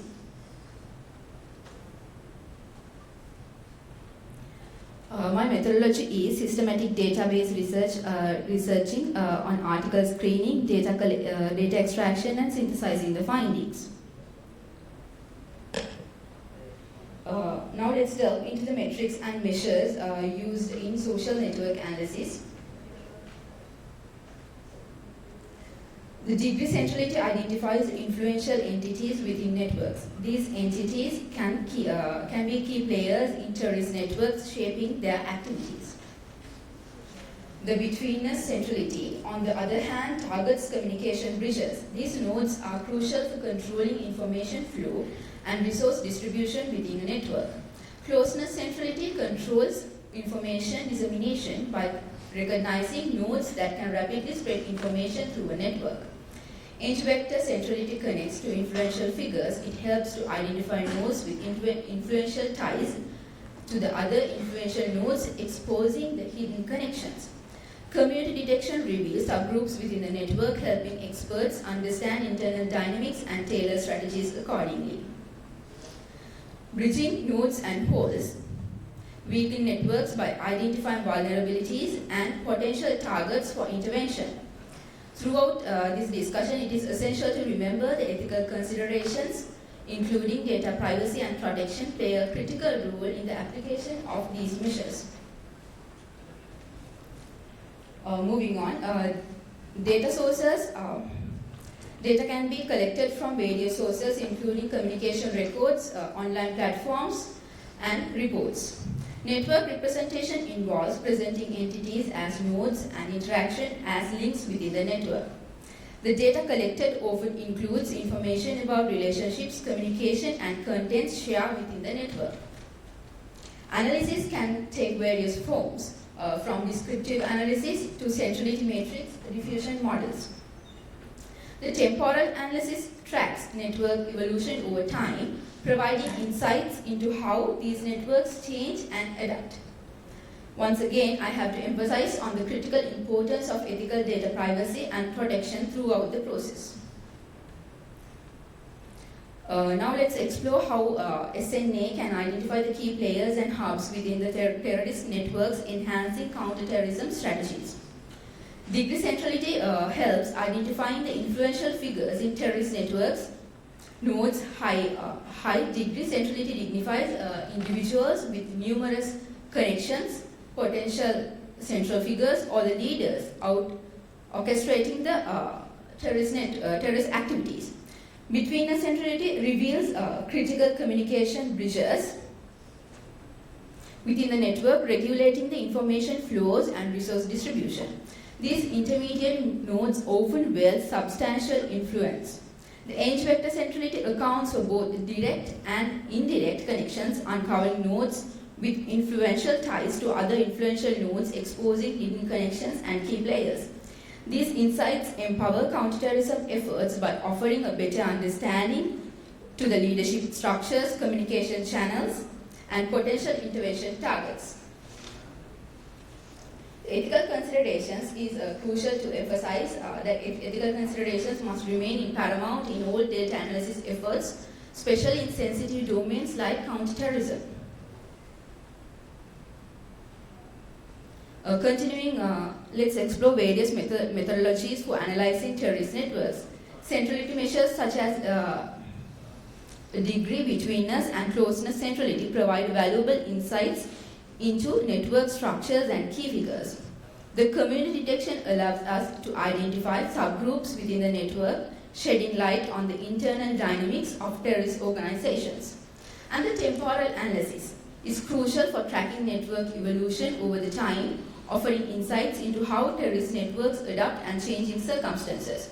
Diffusion modeling helps predict the spread of extremist ideologies and actions within networks, aiding the preemptive interventions. Again, I have to emphasize on these ethical considerations. And moving on, let's explore how SNA can help in mapping network structures and the hierarchies within terrorist organizations. The node centrality measures reveal vital role and influential nodes within the network, guiding strategic interventions. Deciphering hierarchical structures within networks provides insights into leadership and the power of dynamics. Visual representation aid in conveying complex information, making it easier for authorities to comprehend and strategize. Throughout this process, ethical analysis once again becomes prominent.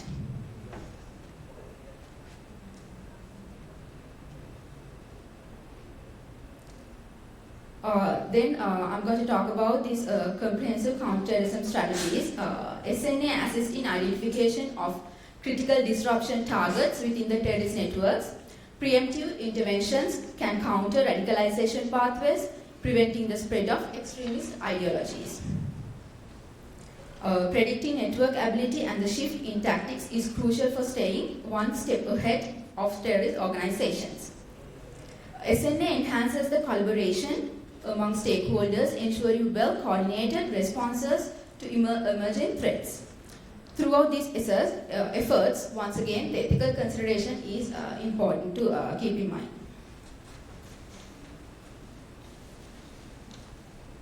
Collaboration between military and state intelligence services harness their unique strengths and expertise.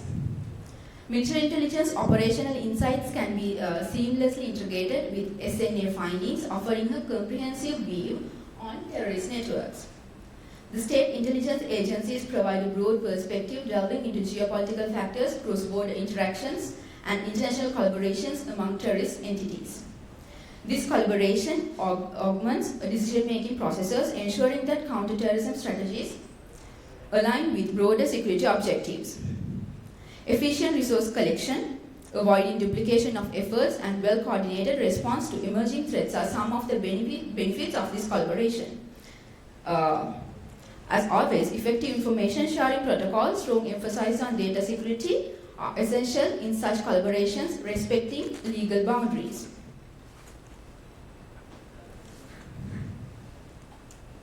Maximizing the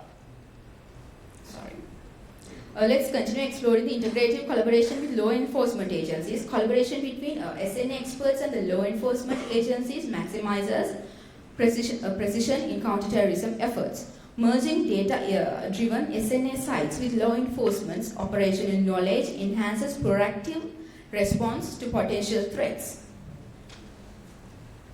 Swift adaptation to evolving tactics and communication methods used by terrorist networks is crucial in maintaining effective security efforts. Throughout these collaborations, maintaining ethical data collection, sharing practices, and safeguarding individual rights are paramount. Moving on, SNA experts partnering with policymakers ensure alignment between technical insights and strategic decision making. This collaboration enhances threat comprehensions, guiding the decision aligned with security objectives. The proactive adjustments to evolving challenges and the use of visual representation for transparency are some of the benefits. Balancing the data privacy and individual rights while capitalizing on SNA insights are crucial in this partnership. Let's explore how SNA can uncover hidden relationships and communication channels. SNA reveals these hidden dimensions, empowering counterterrorism efforts to target high-priority nodes, dismantle communication pathways, and effectively neutralize threats. This integration enhances the stability to anticipate and counteract terrorist actions, distributing the broader goal of safeguarding national security.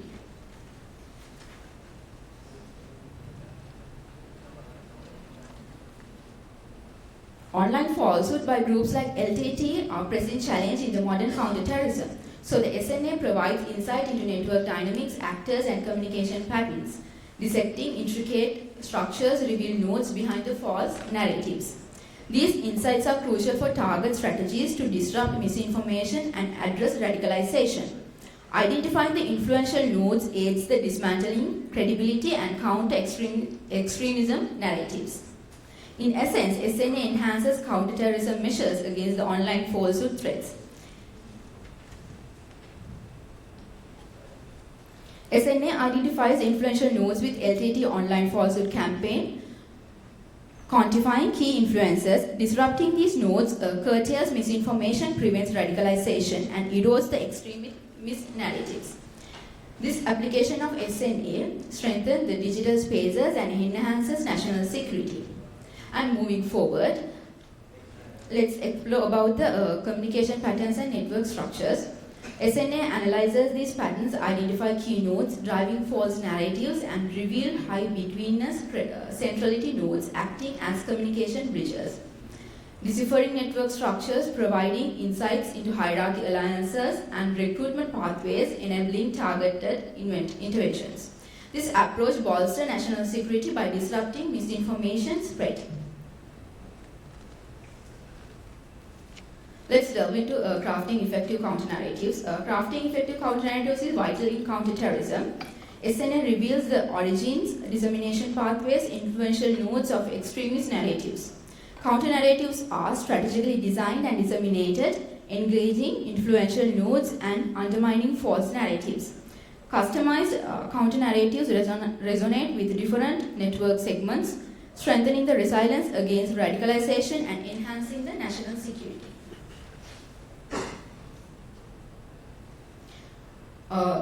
Moving on to the its empowering counterterrorism strategies, SNA role in countering the LTT online falsehood campaign is crucial. It unveils network dynamics, identifies influencers, aiding in crafting targeted counter-narratives. SNA enhances counterterrorism efforts against evolving online threats, safeguarding digital spaces and preserving the integrity of the information. In conclusion, social network analysis is vital for modern counterterrorism as demonstrated through its application in Sri Lanka's counterterrorism efforts against LTT. It enables the analysis of complex networks, identification of key influencers, and the guidance of effective intervention SNA is globally significant, particularly in countering digital terrorism, offering adaptable methodologies in diverse challenges. Collaboration strengthens this effort, and SNA promises to dismantle extremism, counter false narratives, and enhance global security. Thank you.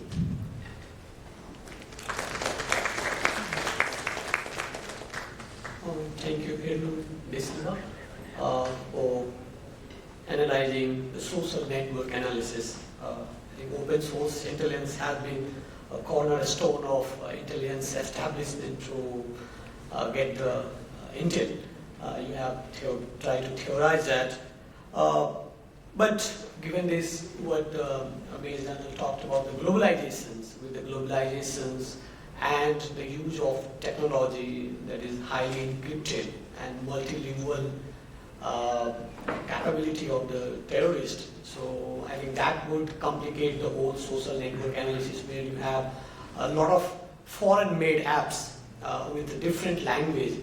I think the intel establishment has to kind of strengthen their strategy to cope up with the increasing the language capability and also the encryption. That would require a kind of, again, what the Major General has already said, that you need talents and investment to tap those information which is in a different language or different app, because like if you are working on the apps that is where the server are situated in somewhere else, I think that government will not allow you to access those data, and thereby there is now recent effort by the government from across the world to kind of like bring those servers in their own territory, right? And then you would be able to kind of examine this social network analysis. Since suppose that like for Apple phone, you have this WhatsApp or even WeChat, those information are not stored in your territory, and that would make a legal complication. So very interesting topic, social network analysis. Thank you for that. Now we have MNT Lanka. The topic is an investigative study of the recent geopolitical tension in the Indian Ocean region, with a special reference to a string of pearls and necklace of diamond strategies. The presentation will be online. She graduated from Department of Geography, University of Kelania, Sri Lanka, and studying for MPhil in Geography of University of Sri Jayawardhanepura, if I'm pronouncing it right, Sri Lanka, and also working as an assistant lecturer in Geography at Department of Geography at University of Ruhuna. Research interest includes geopolitics, geographical information system, and urbanization. So can I have it? We have online.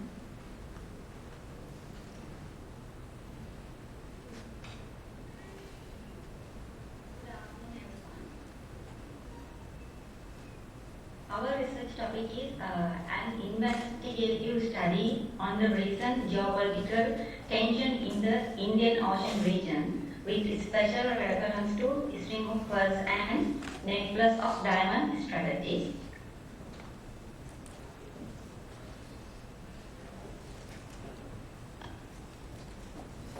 When it comes to the introduction, actually those who have researched this before have identified the conflict between India and China due to the importance of the Indian Ocean.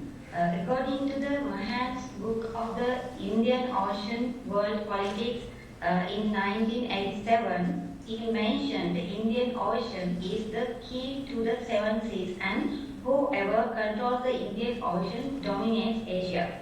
So China and India, which Asia's two rising powers, aim to dominate this region of water to satisfy their regional and global ambitions.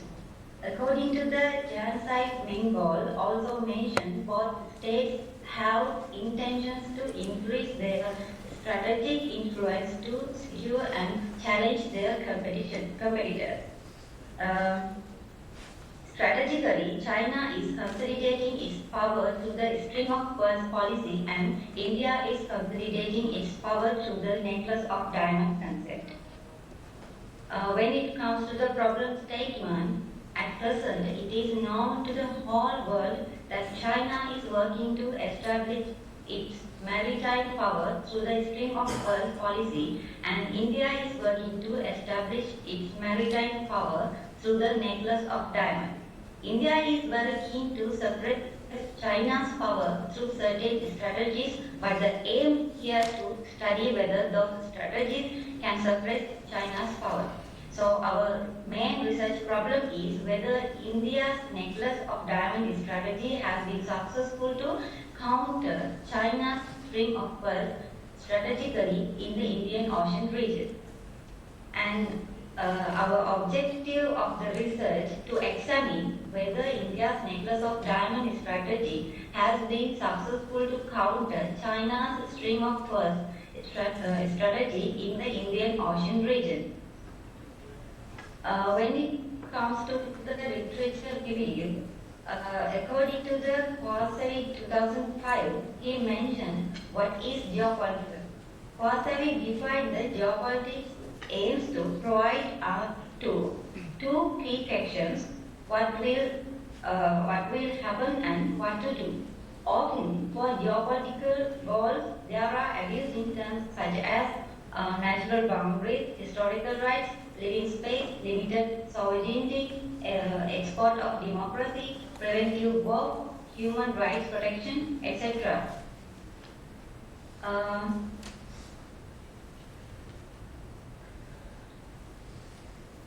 According to the research conducted by Sumanta Bhattacharya in 2021, it is confirmed that China has used the string of pearls policy and India has used the necklace of diamond strategy to consolidate its power in the Indian Ocean region. According to the Kaplan in 2009, in terms of security, and he mentioned in terms of security and regional goals, India is likewise trailing China. India is already expanding its trade connections and economic activity in IOR to preserve its interest and expand its influence. However, India is increasing its relationship with many countries like US and Sri Lanka to counter China's influence in the Asia region and especially in the Indian Ocean region. It has also adopted the Act East policy to gather more support against China. After the South China Sea conflict, most of the Asian countries are supporting India.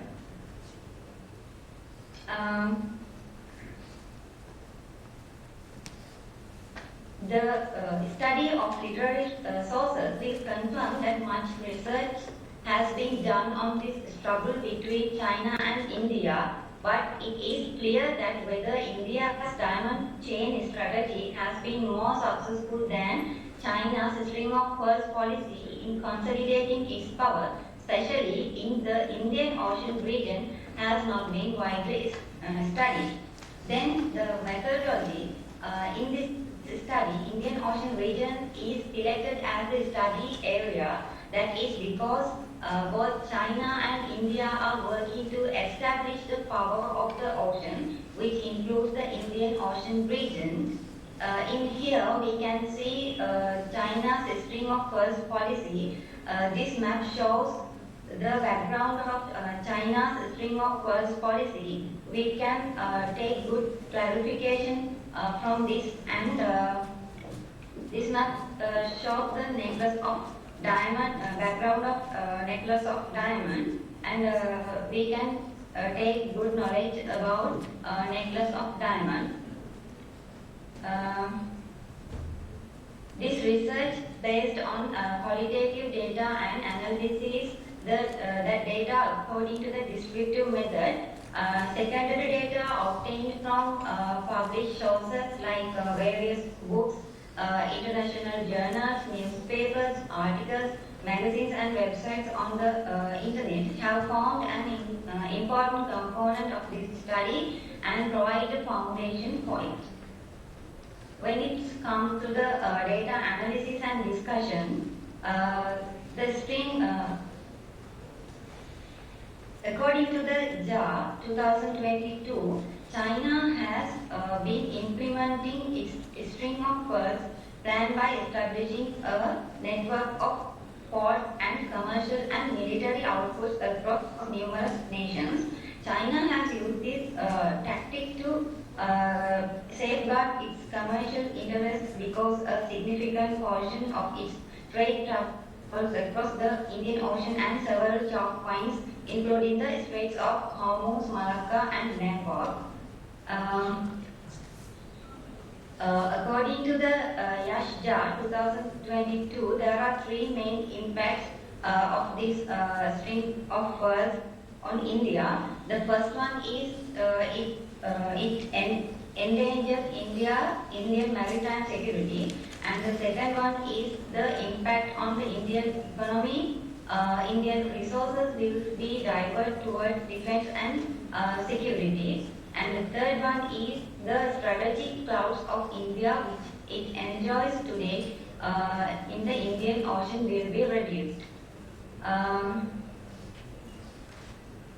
According to the Brewster in 2018, assert that under the Modi government, India has taken steps to deepen its long-standing ties with littoral states and important partners. India has also aggressively backed the Look East policies in the Indian Ocean region as its backyard. India has advantages from being strategically situated in the Indian Ocean and from its favorable geographic location. And also, according to the Brewster 2018, he mentioned in recent years,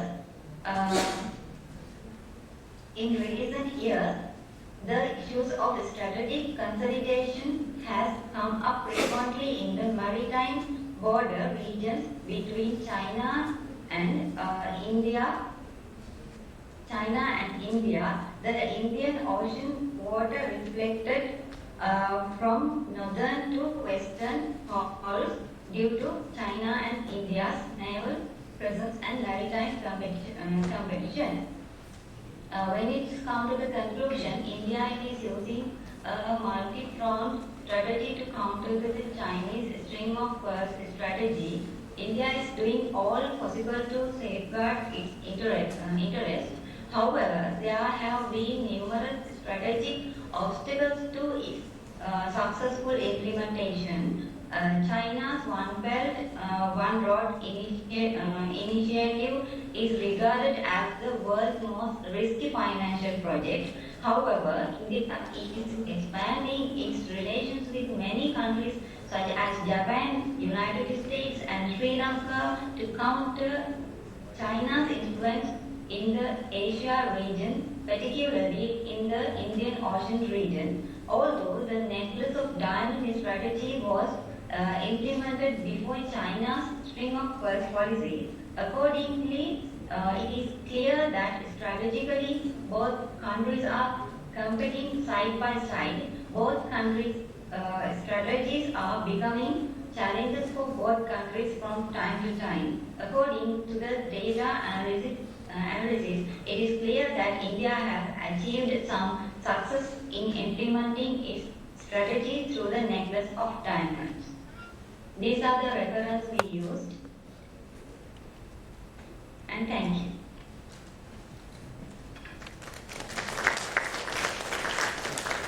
Thank you, Priyanka, for giving us this comparative study of India's necklace of diamond and string of pearls strategy. And as you have mentioned rightly that the both countries are intensifying their struggle in the region, I think it is also crucial how the small states from the region respond to those conflict. So we are already delayed, so let me directly go to the Q&A. We are 1 hour late. So the floor is open. Please direct your questions to the speaker you ask. Yeah, I have a question to the lady. Actually, your presentation was very comprehensive, very detailed, and AUKUS is an attempt to portray the world that the West is still worried about Indian Ocean and its development. And they try to portray that their direct enemy is China. But if you take China out of that game and think the emergence of India as a nuclear power, and if the West is thinking the second option, the second thought about India becoming a threat one day, because India has clearly shown the West, especially United States, with regard to the purchase of arms, and whenever India has their own decisions making, India has clearly shown the West that we are independent. So therefore, how's your reading about AUKUS as a build-up to counter the Indian second strike capabilities and Indian domination over Indian Ocean? Because the West, if West doesn't like Indian Ocean being Indian, what is your reading on that? I think the speaker, Ms. Senarathna, is best qualified to answer.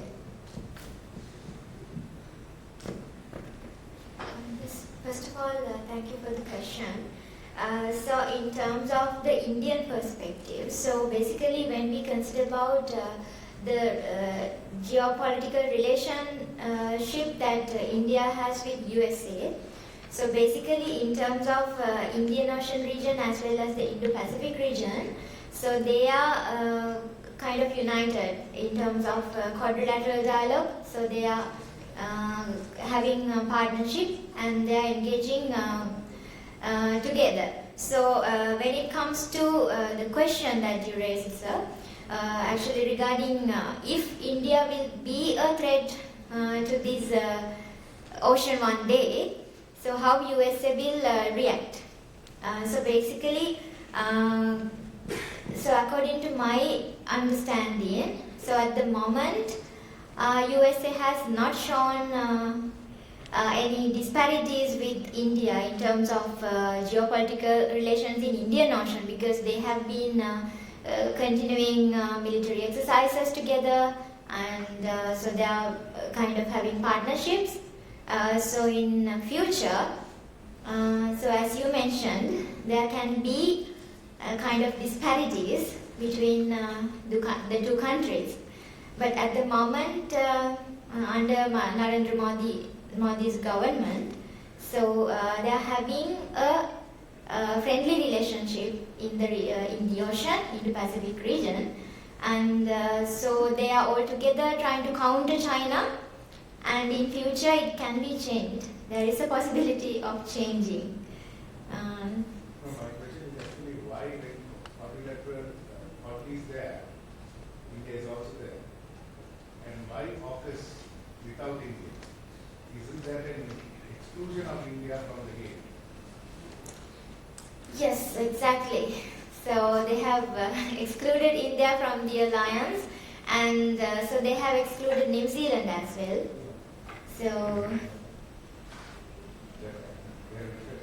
yes, and according to some analysts, so there is a possibility that in the near future, so countries like Japan and South Korea may join with the AUKUS alliance, but so nothing has been predicted yet. So yes, that's all. Thank you, Silva. For my comment, we will talk during the. We are on sort of time. Any more questions? Yes. This just one question. Question goes to the second speaker. I'd just like to know to Mr. Martins, who talked about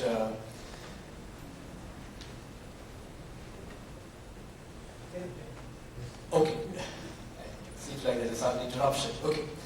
You talked about the holistic approach of the United States and Sri Lanka towards the maritime security, but I'm just wondering, how would you locate the role of BRI, the Belt and Road Initiative, as an obstacle to achieve such a feasible mechanism? Because there's a question beyond doubt that there's a significant Chinese presence going on in Sri Lanka. In Hambantota, we have East Hambantota port for 99 years. And regardless of whatever all these the objections and security concerns, last year the UN rank 5 reached Sri Lanka, and even in 2014 we received a couple of Chinese submarines. So how do you assess that problem? I thank you for your question, and I think I'll start and say this, and the simple reality, and I would be remiss to say that U.S. strategy and the Indo-Pacific strategy in this region, and when it relates to Sri Lanka, or in this region, I guess, is focused on, of course, harnessing the strategic opportunities and dealing with these non-traditional threats. But I would be remiss to say that the China factor, in the U.S. perspective, is not one of the guiding principles. And how the U.S. sees it, it sees it as complications that China can play. But what I argue, and part of my work in this paper and the work that I'm doing here in Sri Lanka, is that from the U.S. perspective, I think the United States needs to be more sensitive and aware of the sensitivities of dealing with Sri Lanka, who is navigating between these powers. And particularly, in July, at the end of July, I went down to Hambantota to talk to individuals who had been involved in the economic sector, and to hear what their perspective was. And for some, it was a lack of they had skepticism towards the United States and their lack there of investment in the region, and China, appreciative. In other factors, in the aftermath of the crisis, there's a reckoning of how investment will come into the country. So China's investments, we're going to see it, whether it be naval ship visits or whether it be increased port investments. These are not just one-off examples. These are, examples of continuing Chinese presence in the region. And the U.S. is aware of this and is at the forefront of its strategy. But how it navigates this with Sri Lanka in particular needs to be careful. And I wanted to also address your question of the differences between Quad and AUKUS and AUKUS. And I think that the point there is that obviously the U.S. relationship with Australia and the UK is different than it is with India. And there's been strategic analysis of how to refer to the relationship. It's a partnership and not an allyship.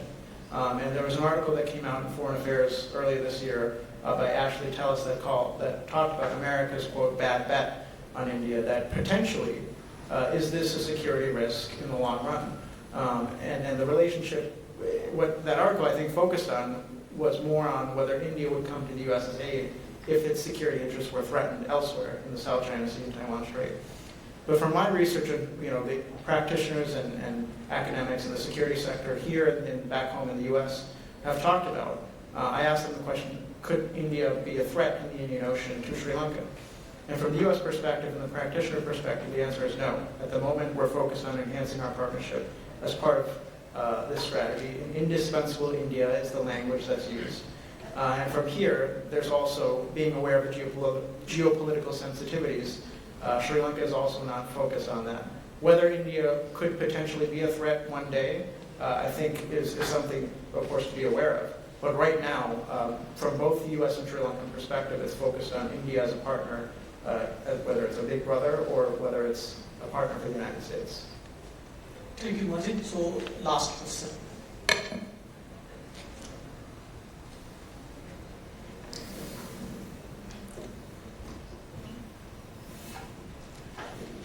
I'm Madhavi. I'm from Institute of National Security Studies. And first of all, I need to thank all. This is a very interesting session. So my question for last speaker, Ms. Priyankika. So my question is, As you mentioned, rimland theory, heartland theory, I think great powers now use it in practical way.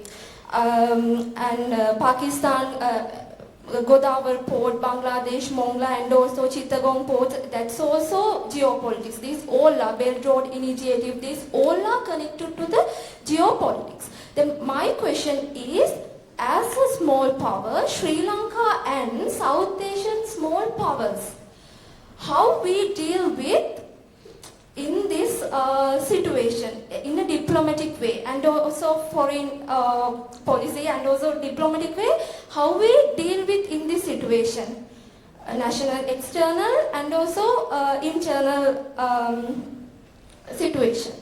How Sri Lanka deal with in this situation, geopolitics and also diplomacy. Thank you very much for this opportunity. Priyanka? I think I will get that question. Actually, I'm the fourth of the paper. Okay. Yeah, so thank you very much for your question. Yes, as you said, there are various geostrategical plans that are implemented by regional powers and the most powerful states in the region. So yes, the small powers of the region are finally some sort of affected by those strategies and policies. But I feel that if you look at our foreign policy, if you could implement some sort of a smart foreign policy to manage these strategies by the regional powers, I think we can be successful. Now, as you might know, other than these sort of the ports and sort of the large-scale infrastructure projects that Sri Lanka has sort of deals with the China regarding, let me say, the Hambantota port, we have given it to about 99-year lease, a certain portion of the port, so there are certain kind of deals as well. But I feel that if we could build up some sort of an investment race among these countries, considering Sri Lanka, I think we can be successful. If I give you some sort of an example, in Sri Lanka, in front of the Golf-based Green, there is the Shangri-La complex, which was an investment of a Chinese company. And the opposite of that, there is another mixed development project known as ICC, which is a sort of an Indian company. So, if we could invite both of these competitors in this region to invest in Sri Lanka, such kind of development projects, I feel we will be successful, because Sri Lanka at the moment is suffering from the worst economic crisis that we ever faced in our history. So it's up to the policymakers, it's up to the people who make decisions about the foreign policy to actually balance these states in the region. And of course, we can be smart, we can be intelligent when it comes to these policies, because we might be able to gain some sort of an economic advantages as well by opening up to the investors in both of the powerful states in the region. So I think that is how I could answer your question regarding the management of these policies and strategies in this part of the world. Thank you. Thank you. Yeah. Thank you. If I may, as a chair of this season, to mention the last, you talked about that Sri Lanka needs to scale up ICT and investment in the technology sector to kind of fight the cyber technology war and all of this war. So how do you think that India can chip in to scale up the Sri Lankan technological sector? Yeah, that's an interesting question, and I think my answer will also be a partial answer to the previous question. Because if you look at the strategic location of Sri Lanka and the distance between Sri Lanka and India, so if we take, for a simple example, a flight from Sri Lanka, within 15 minutes you reach India, across the left-hand boundary. If it's by boat, within 1.5 hours you have crossed the boundary. And Sri Lanka's strategic security is within the sphere of the Indian strategic security, so that you can't avoid, because we are geographically so positioned. And when it comes to the cyber domain, of course here there is a dilemma, which I would say, as, for an example, forming alliances with another country. So when it comes to cyber domain, to what degree will that country allow another country to use its cyber platforms? So when we talk about India, of course, capacity building, definitely we can turn to India, and India can be of a big help when it comes to that, as in so many other aspects. And knowledge sharing, investing in technology in Sri Lanka. So those are areas where India can definitely help Sri Lanka boost or accelerate its journey in the cyber sphere. So, and I'm sure we will come to that. Thank you. Thank you, Major. Now, so we are already late, so let me wrap up here. And thank you all for your time and listening to the speakers. Very stimulating interaction.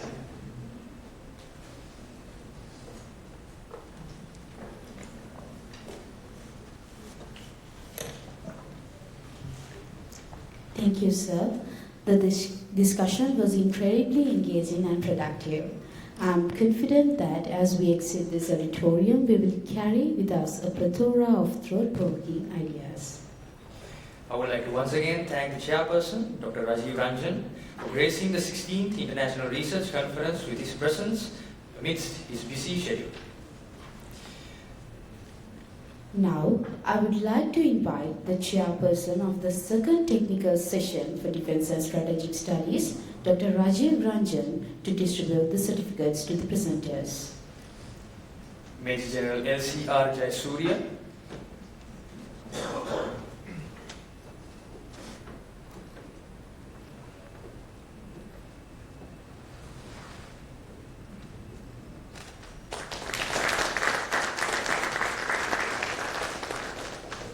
Mr. K. Martyn,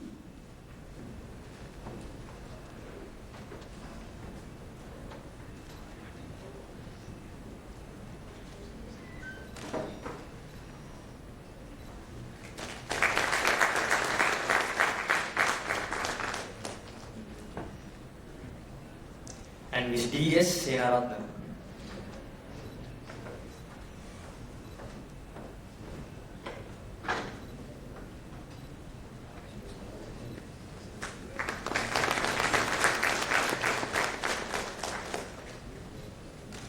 we would also like to thank the speakers who joined us online, Ms. DGN Sanjeewani and Ms. MMT Priyangika, for sharing their thoughts on the theme. Thank you, sir. Please remain on stage. Now, I would cordially invite Lieutenant Colonel Prashanta Silva, the Staff Officer 1 of the Faculty of Graduate Studies, accompanied by Lieutenant Commander Roshan Ranababu, the Squadron Commander of Intake 37, to present the token of appreciation to Dr. Rajiv Ranjan, Chairperson of the second technical session for Defense and Strategic Studies under the theme International Security and Geopolitics.